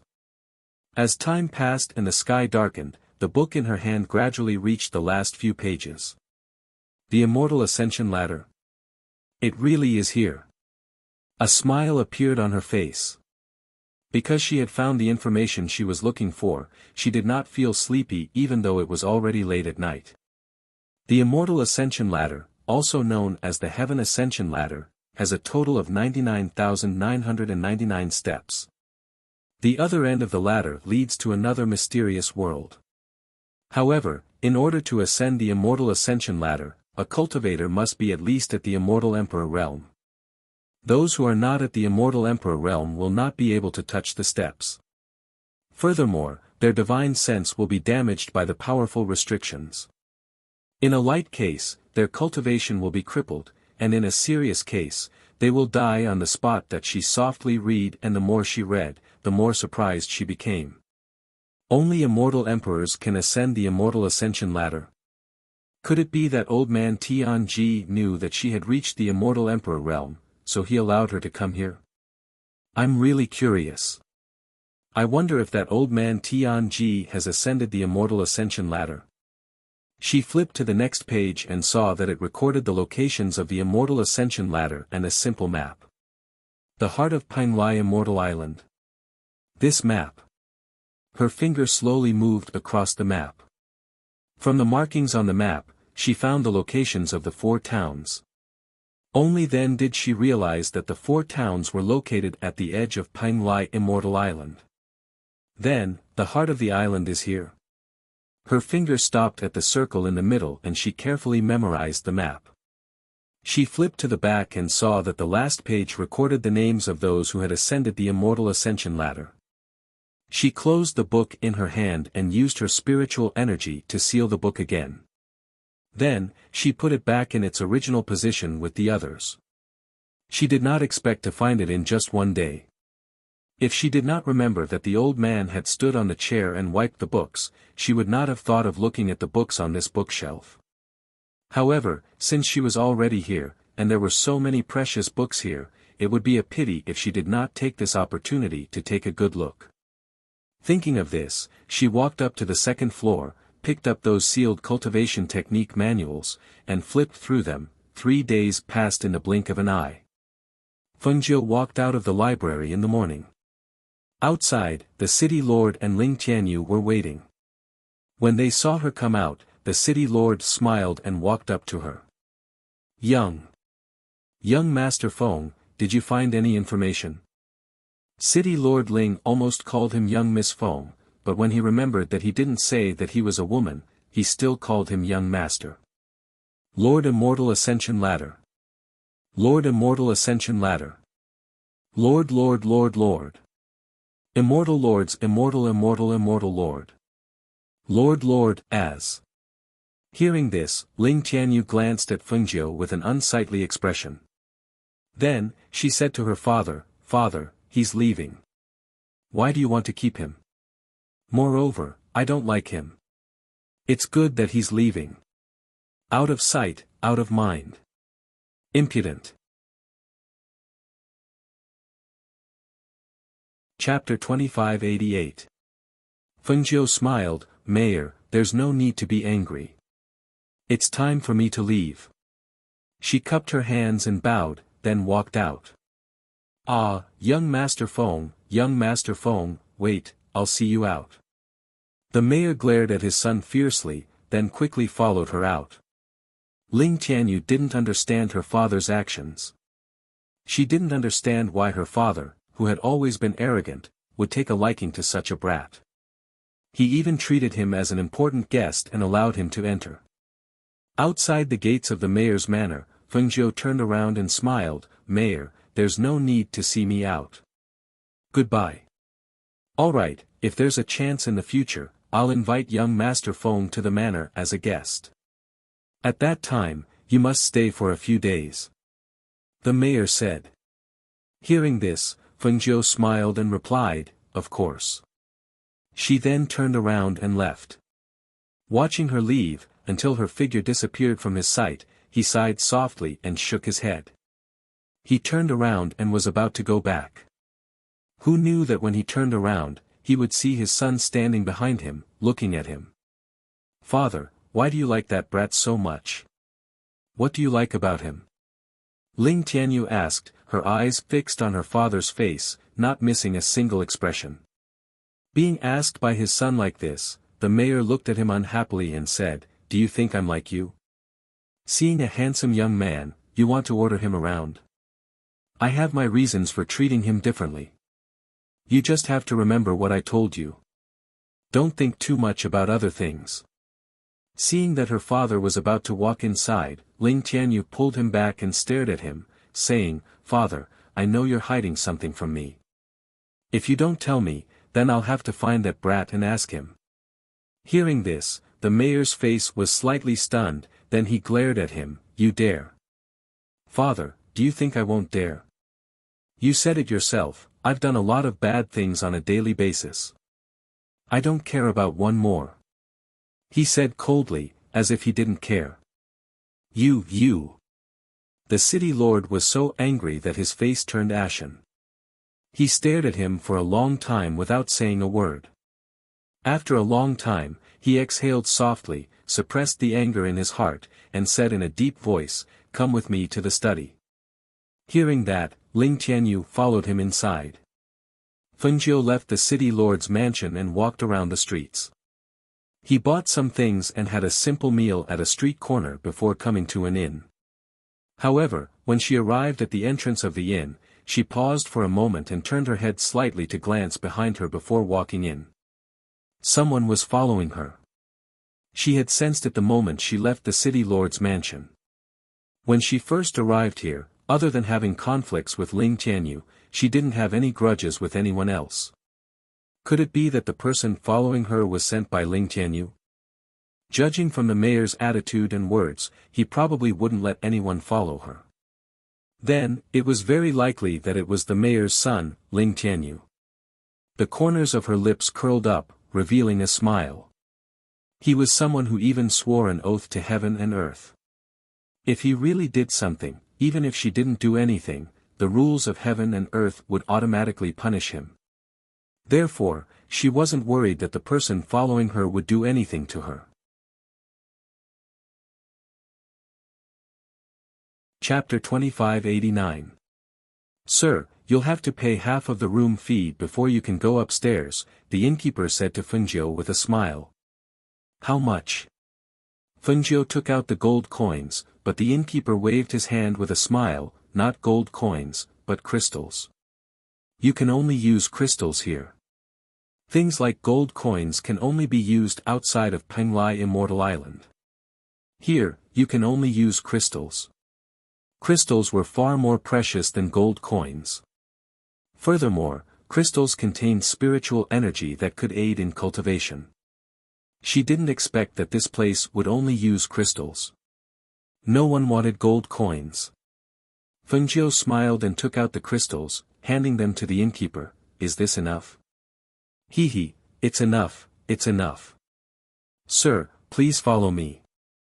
The innkeeper was also a celestial sage cultivator.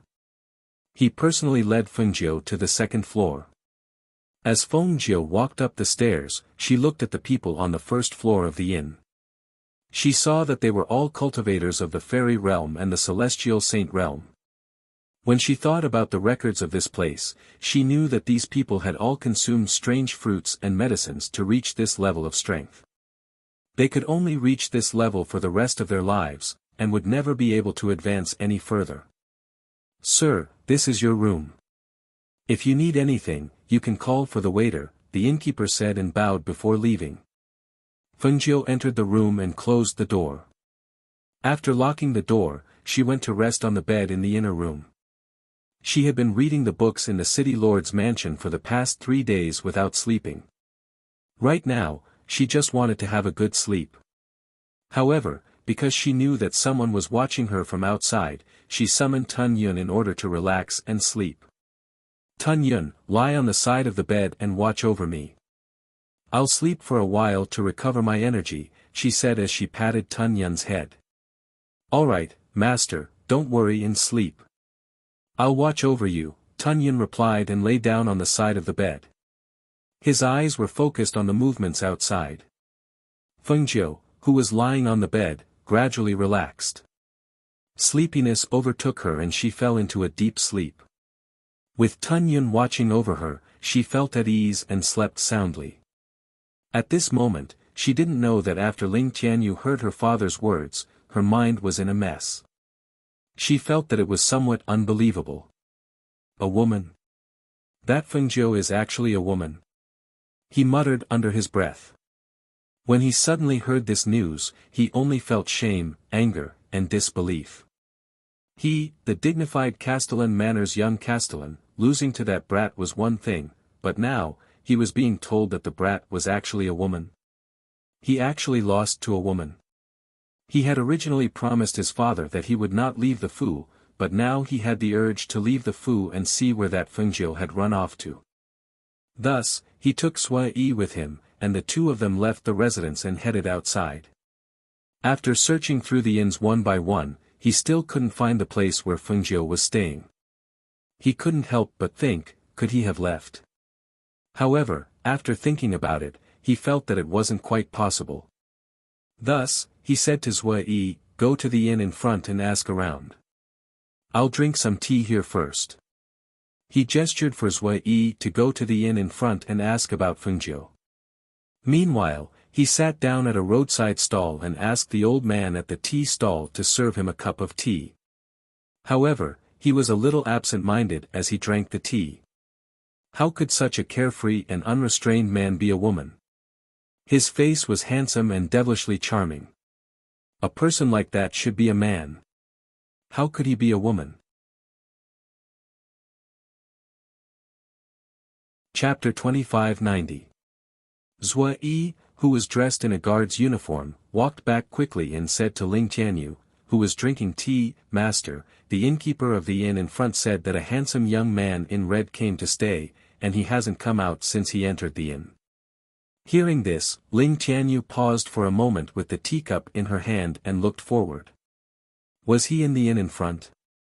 He had found him, but what should he do after finding him? Ask her why she was a woman? Fight with her again?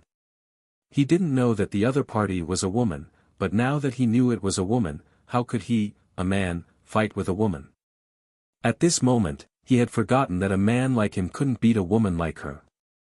Seeing his master holding the teacup and thinking about something, he thought for a moment and asked, "Master, do you want to go in and find him?" "Why do you want to find him?" Ling Tianyu snorted, "Father told me not to make trouble for her again. Since she is staying in the inn, let's forget about it." Hearing this, Sui Yi was stunned for a moment. He didn't understand what his master meant. After coming out of the mansion, they searched several streets and asked in inns one by one. In the end, they found him but didn't go in. He thought that his master was looking for Fengjiu for something. But it seemed that "Master, are we going back now? The mayor said that we can't stay out for too long." As soon as he finished speaking, he saw his master's sharp eyes looking at him, and he couldn't help but lower his head. Ling Tianyu sat there and drank tea, but her eyes fell on the door of the inn. However, as time went by, she didn't see Fengjiu step out of the inn until noon. However, when he was ready to go back to the mansion, he glanced around the inn again and noticed that there were a few people like him who had been sitting there since the morning, and they were also staring at the inn from time to time. His heart skipped a beat, and he looked at those people quietly. He found that they were all at the level of Sage Celestial, and among them, there was one whose cultivation he couldn't see through. With his strength at the peak of the Celestial Sage realm, he couldn't see through the cultivation base of those who were stronger than him. These people were all unfamiliar faces, so he couldn't help but pay extra attention to them. "Sui Yi," he called out and whispered a few words in Sui Yi's ear. After hearing his words, Sui Yi was slightly startled. He followed his gaze and finally nodded. "Yes, I will do it right away." He was about to leave, but he ordered another pot of tea to continue drinking. As he looked at the entrance of the inn, he didn't forget to pay attention to the cultivators until Sui Yi returned. "Master." Sui Yi came to his side and said in a low voice, "The guards at the gate said that those people entered the city yesterday morning. After entering the city, they asked around for information about Fengjiu." Hearing this, Ling Tianyu frowned slightly and put down the teacup in his hand.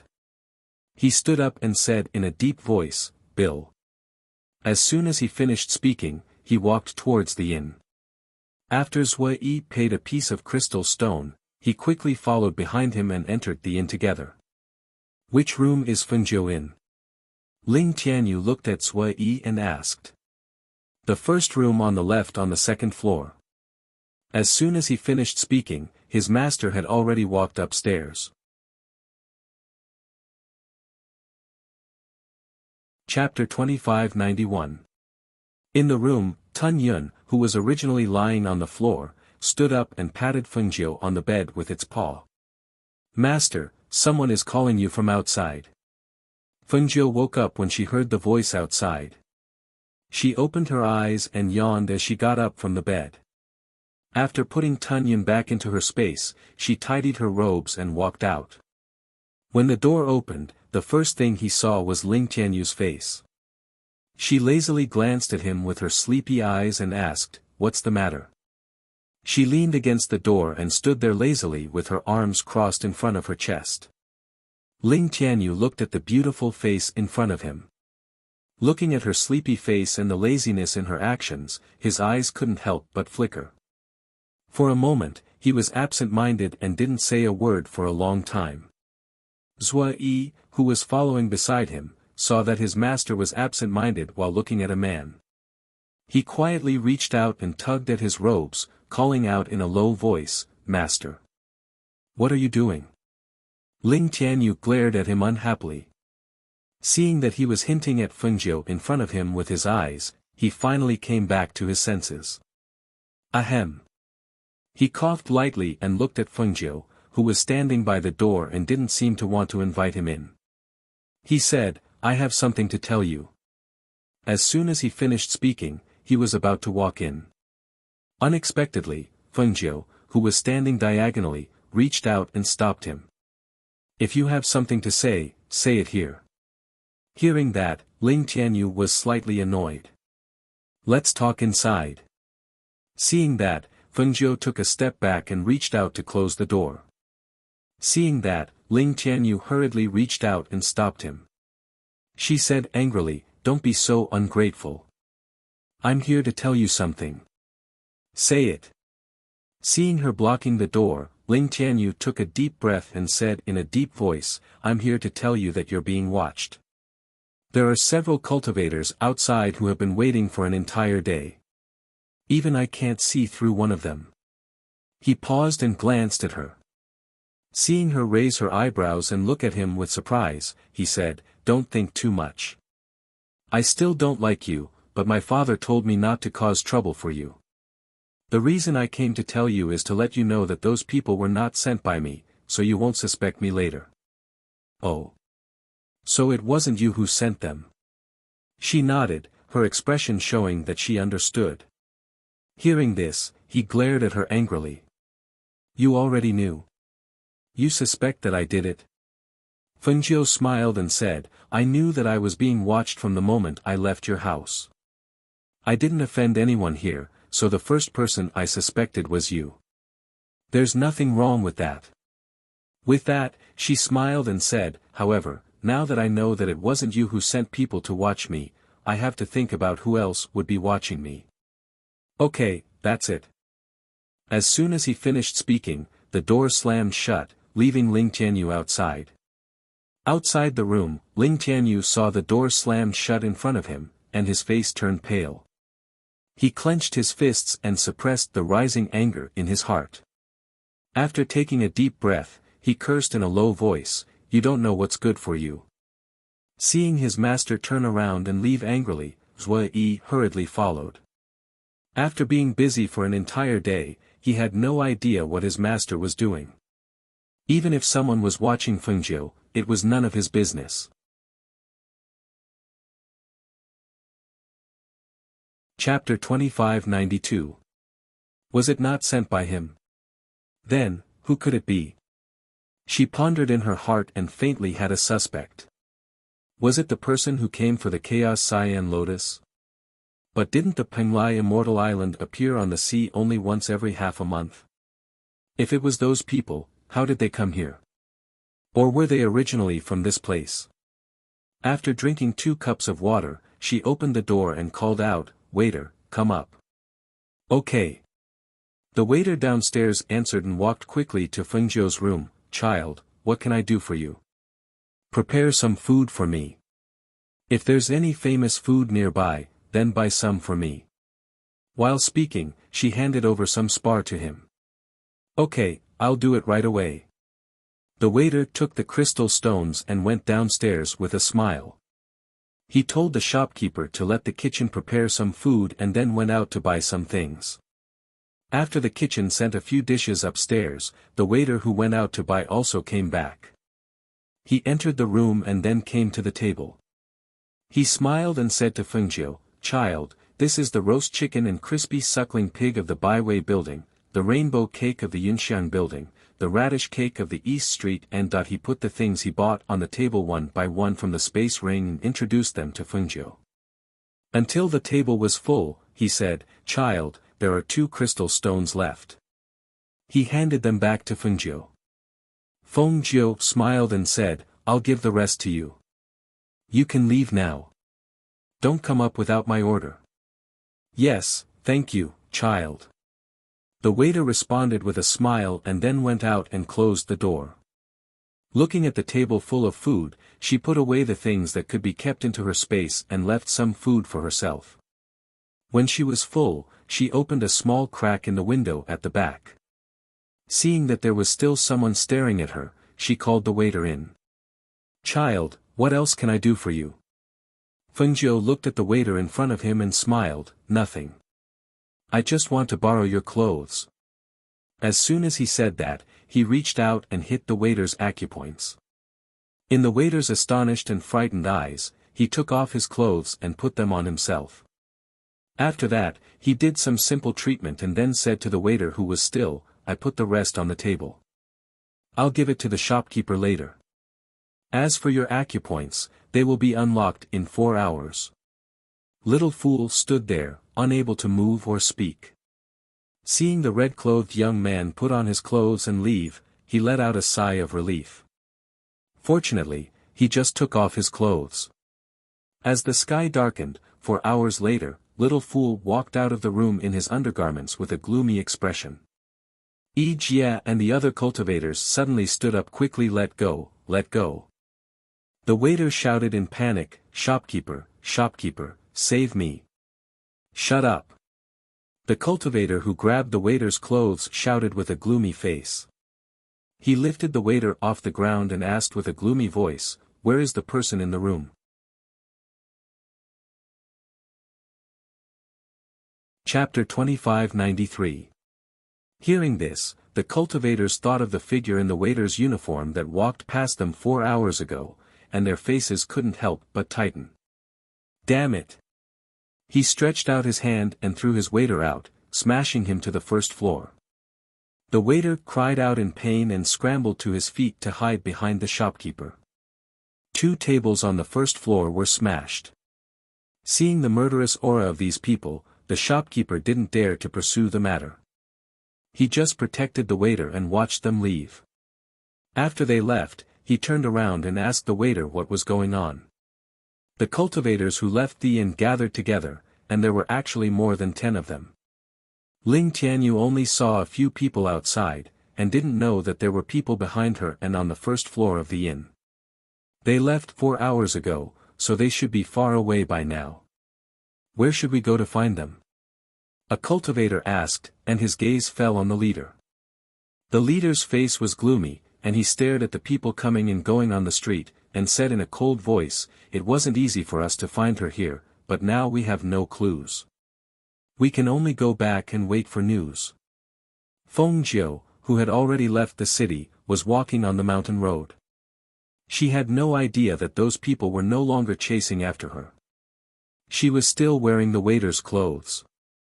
Her originally beautiful face had already been disguised into the ordinary face she used most in the past.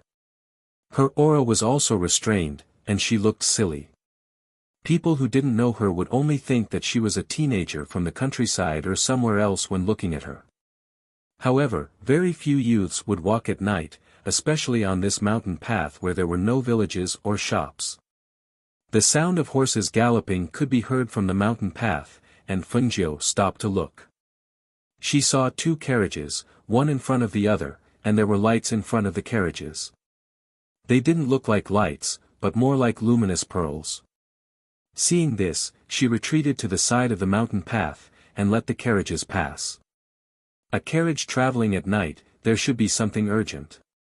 Otherwise, it would be normal for carriages to rest at night, and very few carriages would travel at night. Although there was a distance between them, because there was no one else on the road, she could faintly hear the sounds of laughter coming from the carriages. There seemed to be old people, as well as young men and women. Look, there's a young man outside. A young girl's charming voice rang out with a smile and curiosity. She looked at the young man standing by the roadside in the night. Fengjiu looked up and saw the girl in the pink dress poking her head out of the carriage window. She blinked her limpid eyes and looked at him curiously. What's so strange about that? After all, not everyone can sit in a beast carriage like us. A young man's voice sounded, and there was a hint of arrogance in his tone. Grandfather, that young man is resting on the grass by the side of the road. We haven't had much rest along the way, so why don't we get off the carriage and walk around? I was tired after sitting in the carriage for a whole day. Moreover, I saw that the stars in the night sky were so bright. I want to go down and take a look. The young girl's charming voice came from the carriage and faintly fell into Fengjiu's ears. Fengjiu sat down on a grassy slope. He took out a small tent from his space and set it up. Then, like a wisp of smoke, he slipped inside and isolated himself from the whistling night wind outside.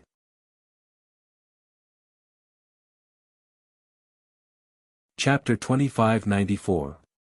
She sat cross-legged in the small tent and took out some pastries to eat as she looked at the starry sky outside. The stars twinkled and shone brightly. However, when she looked at the moon and stars in the sky, she thought of the people in Hundred River City. Now that she was here alone, she didn't know when she would return and she didn't know how they were doing. Inexplicably, her originally good mood gradually sank. However, when a figure arrived outside her tent and waved, she gathered her thoughts and raised her head to look at the pretty girl in the pink dress. "Ai, why are you here alone? Aren't you afraid? I heard from my grandfather that there are ferocious beasts roaming around here. How dare you rest here alone?" The girl asked curiously. Just as she was about to move closer, she was pulled back by a young man behind her. "Little sister, why are you moving so close? I don't know where this person came from. He's so dirty, don't get too close." The young man was dressed in fine clothes and had the appearance of a noble young master. However, at this moment, he was looking at Fengjiu who was sitting in the tent with disdain. Fengjiu ate some pastries and looked at them. He then looked away and looked at the stars in the sky, ignoring them. They were just two brats. It would be boring to talk too much. "You too, don't go too far." A gentle female voice sounded, attracting Fengjiu's attention. He saw a beautiful woman dressed in simple but elegant clothes. She was wearing a white dress and was standing next to the carriage with a smile. Next to the beautiful woman was an imposing middle-aged man. When the middle-aged man heard the beautiful woman's words, he called out to the girl and the young man, "Your mother told you not to go too far. Did you hear?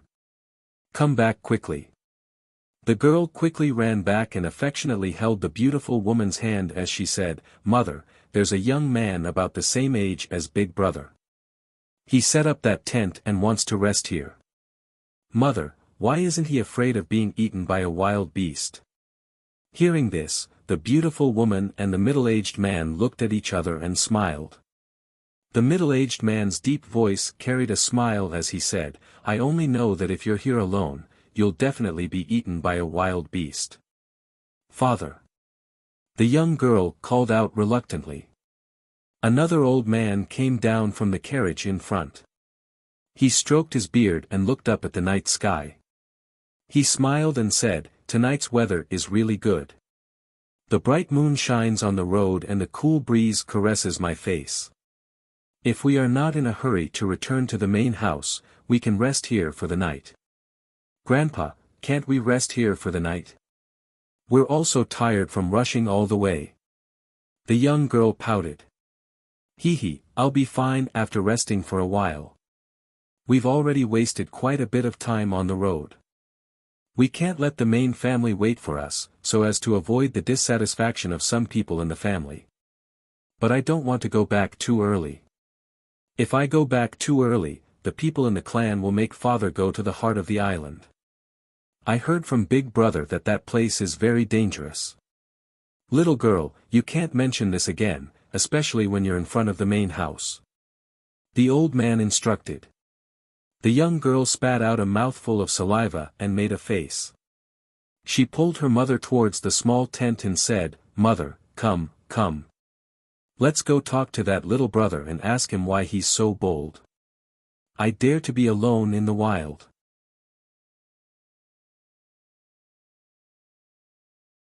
Chapter 2595.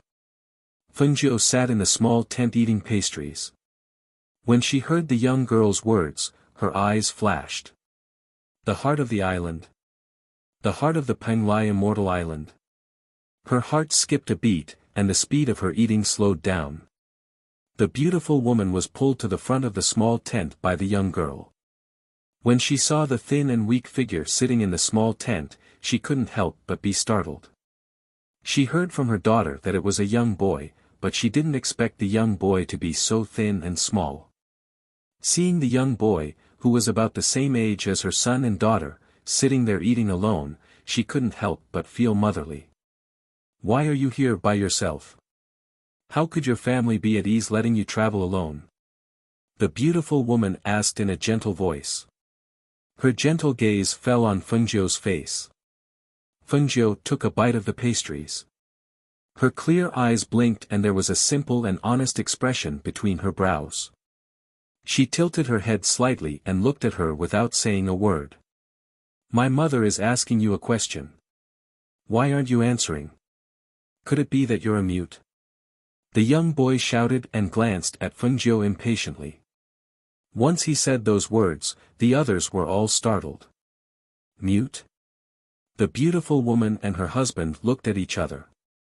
Finally, she looked at Fengjiu and asked, "Are you unable to speak?" Fengjiu thought for a moment and nodded. She held the pastries with both hands and continued to eat. Her actions and appearance were like a child who had been starving for a long time. "Husband, look at this child." The beautiful woman looked at her husband and hesitated. "Madam, you're not thinking of picking him up and bringing him along, are you? This is a human, not a small animal." The man shook his head and smiled with a helpless expression. "No, I'm thinking that our carriage also has space. If this child is going the same way as us, why don't we bring him along so that he won't encounter any danger on the road?" the beautiful woman said gently. Seeing this, the middle-aged man didn't speak. He only stared at Fengjiu and sized him up. "Do you want to come with us? We have a carriage that can bring you along. In any case, the road is still far away. You can come with us." The young girl squatted in front of Fengjiu and looked at her with a smile. Hearing this, Fengjiu was slightly startled. She blinked her clear and harmless eyes at the people in front of her. Finally thought and nodded. At the same time, she extended her hand and handed a pastry to the young girl to show her friendliness. He, for me to eat. What kind of pastry is this?" The young girl was not wary of others. Seeing Fengjiu pass the pastry to her, she picked it up and was about to eat it when the middle-aged man beside her coughed softly. "Little Shi, have you forgotten what father said to you again? When you're outside, don't simply eat things given by strangers." The middle-aged man said calmly. Hearing this, she said, he's What's more, he doesn't know us and won't poison us. What's there to be afraid of?" As he spoke, he took a bite of the pastry. It's delicious." She smiled at her parents and said to Fengjiu, "Thank you. My name is Xie Shirsi. The poem at the front is the poem of poetry and the poem at the back is the poem of yearning. My family calls me Little Shi. What's your name?" "Just call him Mute." "What's the point of calling him that?" The young man kicked the dirt on the ground and snorted.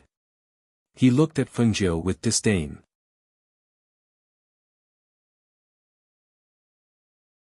Chapter 2596. Fengjiu came out from the tent and put away the small tent. The young girl beside him was chattering non-stop. Beside the carriage, the old man saw the two of them coming over and looked towards the figure who was putting away the small tent. He asked, "You want to bring that young man with you?" The middle-aged man looked back and said, "That young man looks very ordinary. He has a simple and honest face. I can see that he is just an ordinary child with a little bit of cultivation. He is also a mute who can't speak. In addition, Xiao Shi likes him very much, so I thought that it would be fine to bring him along. Let him sit outside the carriage with the coachman and let him leave when we reach the city." A child who didn't seem to be a threat. Since his wife and daughter wanted to help him, he would agree to it. When the old man heard this, he nodded and said, "Let them enter the carriage." With that, he entered the carriage first. The beautiful woman and the middle-aged man sat in the back carriage, while the old man and the siblings sat in the front carriage. Fengjiu stood to the side, hesitating about which carriage to sit in. Then, he saw the young girl stretch her head out and waved at him. "Sit here. Come quickly." He paused for a moment, then walked into the carriage and sat beside the coachman. However, the moment he sat down, he was pulled into the carriage by the young girl. "Little sister, why did you pull him in? He looks so dirty." The young man frowned and avoided Fengjiu, not wanting to touch him. "Yutong, how can you speak like that?" The old man who had his eyes closed opened his eyes when he heard his words. He frowned as he looked at the young man. His old voice was filled with vigor as he said, "Although the strong are respected in this world, words and deeds are also very important. Today, you are a descendant of the Xie family, so your status is respected. But if you weren't a descendant of the Xie family and were just a commoner, what would happen?" When the young man heard the old man's words, his face turned red and he lowered his head. "Grandfather, I. Grandfather doesn't want to scold you. I just want to teach you how to conduct yourself.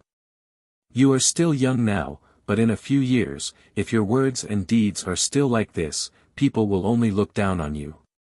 You must remember, if you want people to respect you, you must respect others first." The old man's voice was deep as he lectured.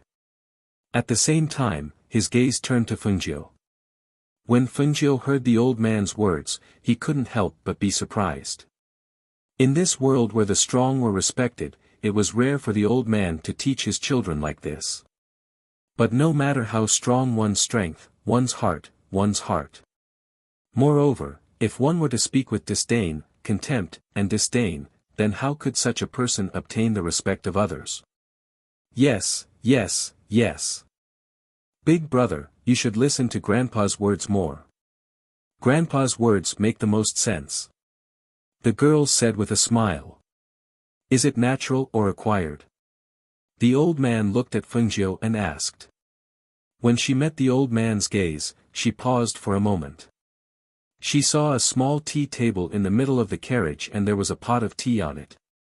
She dipped her finger into the tea and wrote a few words on the table, telling him that she couldn't speak because of a recent injury to her throat and that she would recover in a few days. Seeing this, the old man nodded and said, "Since we have met, it must be fate. Let's keep them company for the rest of the journey." Fengjiu looked at the two of them and nodded. Chapter 2597. The girl blinked her eyes and asked Fengjiu with a smile. Seeing this, Fengjiu wrote Fengjiu on the table. Fengjiu. Your name is so simple, but I don't think I've heard of the surname Feng. The girl looked at the old man and asked, Grandpa, have you heard of the surname Feng? The surname Feng is not common. The old man looked at Fengjiu and asked, Where are you from? Where are you going? Hearing this, Fengjiu wrote the words, vagrant cultivator, on the table. You call yourself a vagrant cultivator? You're even weaker than me. Shai Yutang glanced at Fengjiu and whispered, vagrant, vagrant, vagrant, vagrant.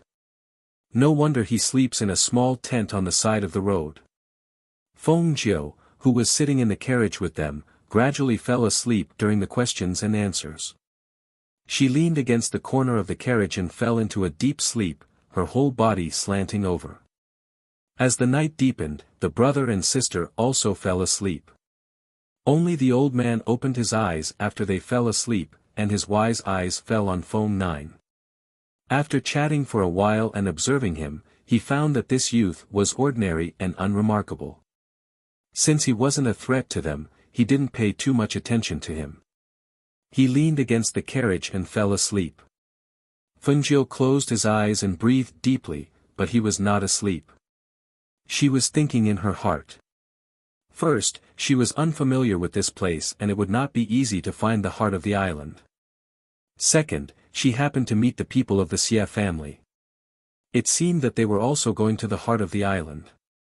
Instead of looking for it herself, it was better to follow them first and find an opportunity to go there. In particular, the ladder of immortality was so mysterious. She also wanted to take advantage of this period of time to find out more about the ladder of immortality and learn more about this place called Penglai. Therefore, she thought it would be a good choice to follow the people of the Xie family. More importantly, she felt that the people of the Xie family were very pleasing to the eye. The spirit beast carriage ran at an extremely fast speed, and the sound of its hooves was like a lullaby in the night, causing the people in the carriage to fall asleep as they listened to the sound of the horse hooves. The night passed peacefully. However, when it was almost dawn, the spirit beast carriage suddenly stopped as if it was hit by something. Because of the inertia, the people in the carriage also swooped out. Ah! What happened? Xie Shirsi exclaimed. After stabilizing herself, she stuck her head out of the window. However, when Feng Jiu raised his eyes and glanced over, he saw a flash of cold light. He immediately stretched out his hand and pulled her back. "Be careful!" the old man exclaimed in a low voice. His heart seemed to be in his throat at that moment. When he saw the sharp sword cutting through the window with his own eyes, he couldn't help but sweat in his heart. If it weren't for Feng Jiu pulling her back, his granddaughter would have been beheaded. Xie Shirsi, who fell in the carriage, turned pale and asked, "What's wrong?" "I just felt like my body was trapped and I couldn't move," she said with lingering fear and patted her chest. Sha Yutang also came to his senses and said, "Listen, why does it seem that there is a fight outside?"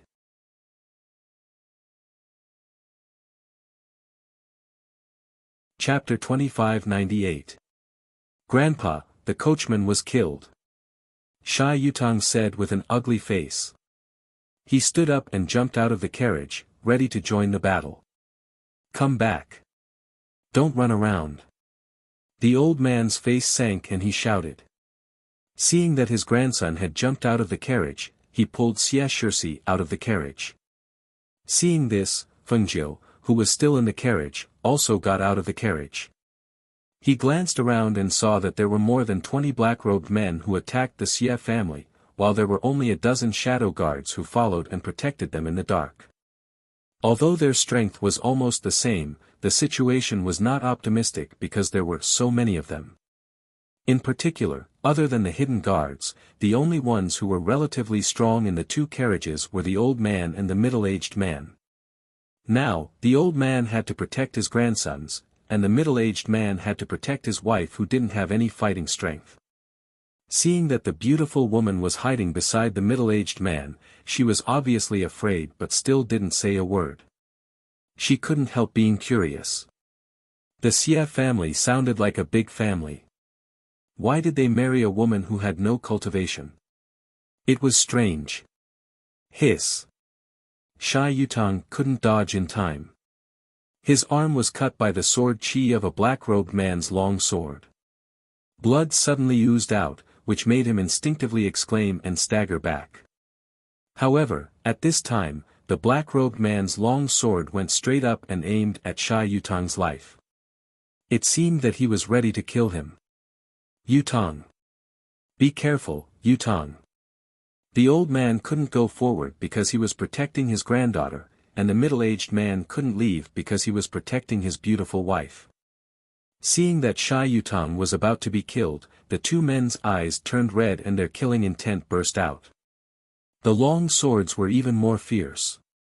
Both of them wanted to rush forward to save him. However, at this time, Fengjiu, who was standing beside the carriage, moved quickly and pulled Xia Yutang's collar, pulling him behind him. The sword also stabbed down at the same time. The fierce sword chi whistled past, which made Xia Yutang's face change slightly and his movements become stiff. After seeing that he had dodged the fatal blow, the Xia family members heaved a sigh of relief. They tried their best to gather together, protecting the weak behind them. Fengjiu pulled Xia Yutang to avoid the attacks of those people. Because Xia Yutang was frightened, his reaction was half a beat slower. Even when the knife in the hand of a man in black fell between the two of them were separated by a small distance. Fengjiu's eyes flashed when he saw the two black-clothed men approaching. If she had used her full strength, she would have been able to dodge them easily. She could have even killed the two men in black. However, she would have exposed her true strength. If she had exposed her true strength, it would have been difficult for her to approach the Xia clan. Thinking of this, her heart moved slightly. When she saw the two men in black coming, she rushed forward, hugged Xia Yutang, pushed him down, and rolled to the side of the old man. However, when the two of them were rolling away, Fengjiu saw a cold light refracting towards him. He was originally prepared to avoid it, but when he got closer, he changed his mind and raised his hand to block it.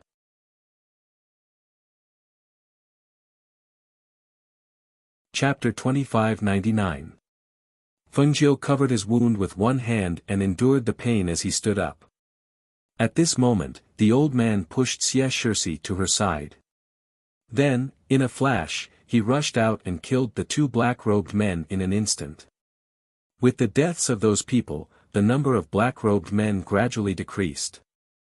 The remaining few saw that the situation was not good and immediately retreated. As those people retreated, the surroundings regained its tranquility. However, whether it was the corpses on the ground or the smell of blood in the air, it was impossible to ignore Tang. How are you? Are you hurt? The beautiful woman hurriedly helped her son up from the ground and looked at him from head to toe. Mother, Big Brother's arm was scratched. It's not a big deal. Xia Shirsi said and looked at Fengjiu, but Fengjiu seems to be injured quite badly. This wound is still bleeding. Seeing this, the beautiful woman hurriedly went forward.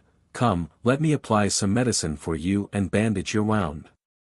She took out some medicine and hurriedly applied it on Fengjiu's wound while thanking her. If it wasn't for me, my family's Tang might not have survived. Thank you for saving him. You are his savior. Brother, come, let me apply medicine for your wound. As Xia Shirsi spoke, she came to her brother's side and checked his injured arm. After cleaning it, she sprinkled some medicine on it and bandaged it. Seeing that the situation had stabilized, the old man and the middle-aged man stood together and whispered something to each other while the shadow guards cleaned up the corpses on the ground. It's been a good journey. It's been peaceful and nothing has happened. I didn't expect them to be lying in ambush here. If there were more people, I'm afraid we wouldn't be able to deal with them. The middle-aged man said in a low voice as he looked at his family and the injured youth. It's all thanks to him. If he hadn't pulled Yutang back, Yutang would be a corpse now. The middle-aged man sighed. He was injured in order to save Yutang. The old man also looked at Fengjiu with a hint of doubt in his eyes. Just now, I saw that his footwork was very strange. He moved his feet and his figure dashed out. His speed was very fast. It doesn't seem to match his strength. Hearing this, the middle-aged man glanced at Fengjiu before shifting his gaze away. Looking at the wives and children surrounding the young man, he couldn't help but reveal a serious expression. Father, we haven't even reached the main family and it's already like this. If we reach the main family, will this kind of thing happen every 2 or 3 days? You also know that they are not good at scheming and scheming. I am really worried that they will cause some trouble in the main house. Don't spout nonsense. The old man said in a deep voice, until now, there is no evidence to say that it was done by the main family. We can't simply suspect. Who else could it be other than them? If it weren't for the people from the main house telling us to move to the main house, we wouldn't have encountered these things on the way. Alright, we'll talk about this later. Let's take a look at that young man first. The old man said as he walked towards Fengjiu. How is it? Is the injury serious? The old man asked as he looked at the young man's face while he endured the pain. It's not light, but I've already applied medicine. It's just that it won't heal for a few days. The beautiful woman said as she looked at the young man's bandaged arm and sighed in relief. Yutong, what are you still standing there for? Come and thank Xiaojiu. If it weren't for her, you would have been dead.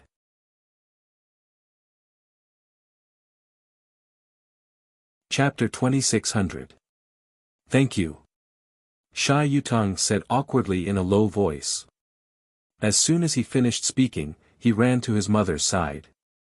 Feng Nine smiled and lowered her head to look at the wound that she had bandaged. Burn the corpses of our people and bring their ashes back. When the time comes, send them back to their families. The old man instructed the secret guards. He looked at the corpses and sighed softly in his heart. The fire rose in the night sky, illuminating half of the sky. A gust of wind blew, and there was a foul smell in the air. Those secret guards did as he said and cremated the bodies. After picking up the ashes, they took out jars from their chinquan bags and stored them inside. Fengjiu saw that they were skilled and prepared. Obviously, it was not the first time that they had done such a thing. It seemed that they had dealt with the dead secret guards in this way before. Compared with burying them, it was better to burn them like this to prevent future troubles. After all, no one knew if there would be any ferocious beasts digging up the bodies buried in the ground and gnawing them. If they burned the bodies and took the ashes back to their families, no one would worship them after they died. Let's go. Let's go back first. The old man said and motioned for them to get on the beast carriage. The guards who had been hiding in the dark also showed up and followed the carriage. They continued to move forward. As the sky gradually brightened, the carriage gradually approached the next town. The old man frowned slightly, looked at Fengjiu sitting beside him, and asked, Xiaojiu, what are you going to do next? Do you have relatives in the city? Hearing this, Fengjiu shook his head. Seeing this, the old man pondered. His eyes fell on his injured arm. After thinking for a while, he said, we are going back to the main family this time. We will settle down in the main family of the Xie family. If you come with us, I'm afraid. Hearing this, Sha Yutong glanced at Fengjiu, who was sitting beside him with his head down, and said, Grandpa, let him wear the clothes of a secret guard and pretend to be a secret guard in our mansion. Otherwise, let him be my manservant and follow me around. Hearing this, Fengjiu looked up at him with some surprise. What are you looking at? I just don't want to owe you a favor. Don't you have nowhere else to go? Since that's the case, you can stay by my side as my manservant. I can't promise you anything else, but I'll definitely provide you with 3 meals. The old man thought for a moment and looked at Fengjiu. If you really have nowhere else to go, then stay by Yutang's side. This young man seemed to have a calmer temperament than Yutang, and there was a simple and honest look between his brows. With his ability to read people, he didn't seem to be someone with bad intentions. When Fengjiu heard the old man's words, he smiled and nodded. He then wrote the word, thank you, on the table. That's great. Then you can play with me in the future, Xie Shirsi said happily. Let me tell you about our Xie clan. After arriving at the Xie clan, you should stay by Yutang's side. Don't be impulsive. After all, we're not direct descendants in a large clan, so it's hard for us to have a say. Fengjiu nodded and listened as the old man told the three of them about the things they needed to pay attention to when they arrived at the Xie residence.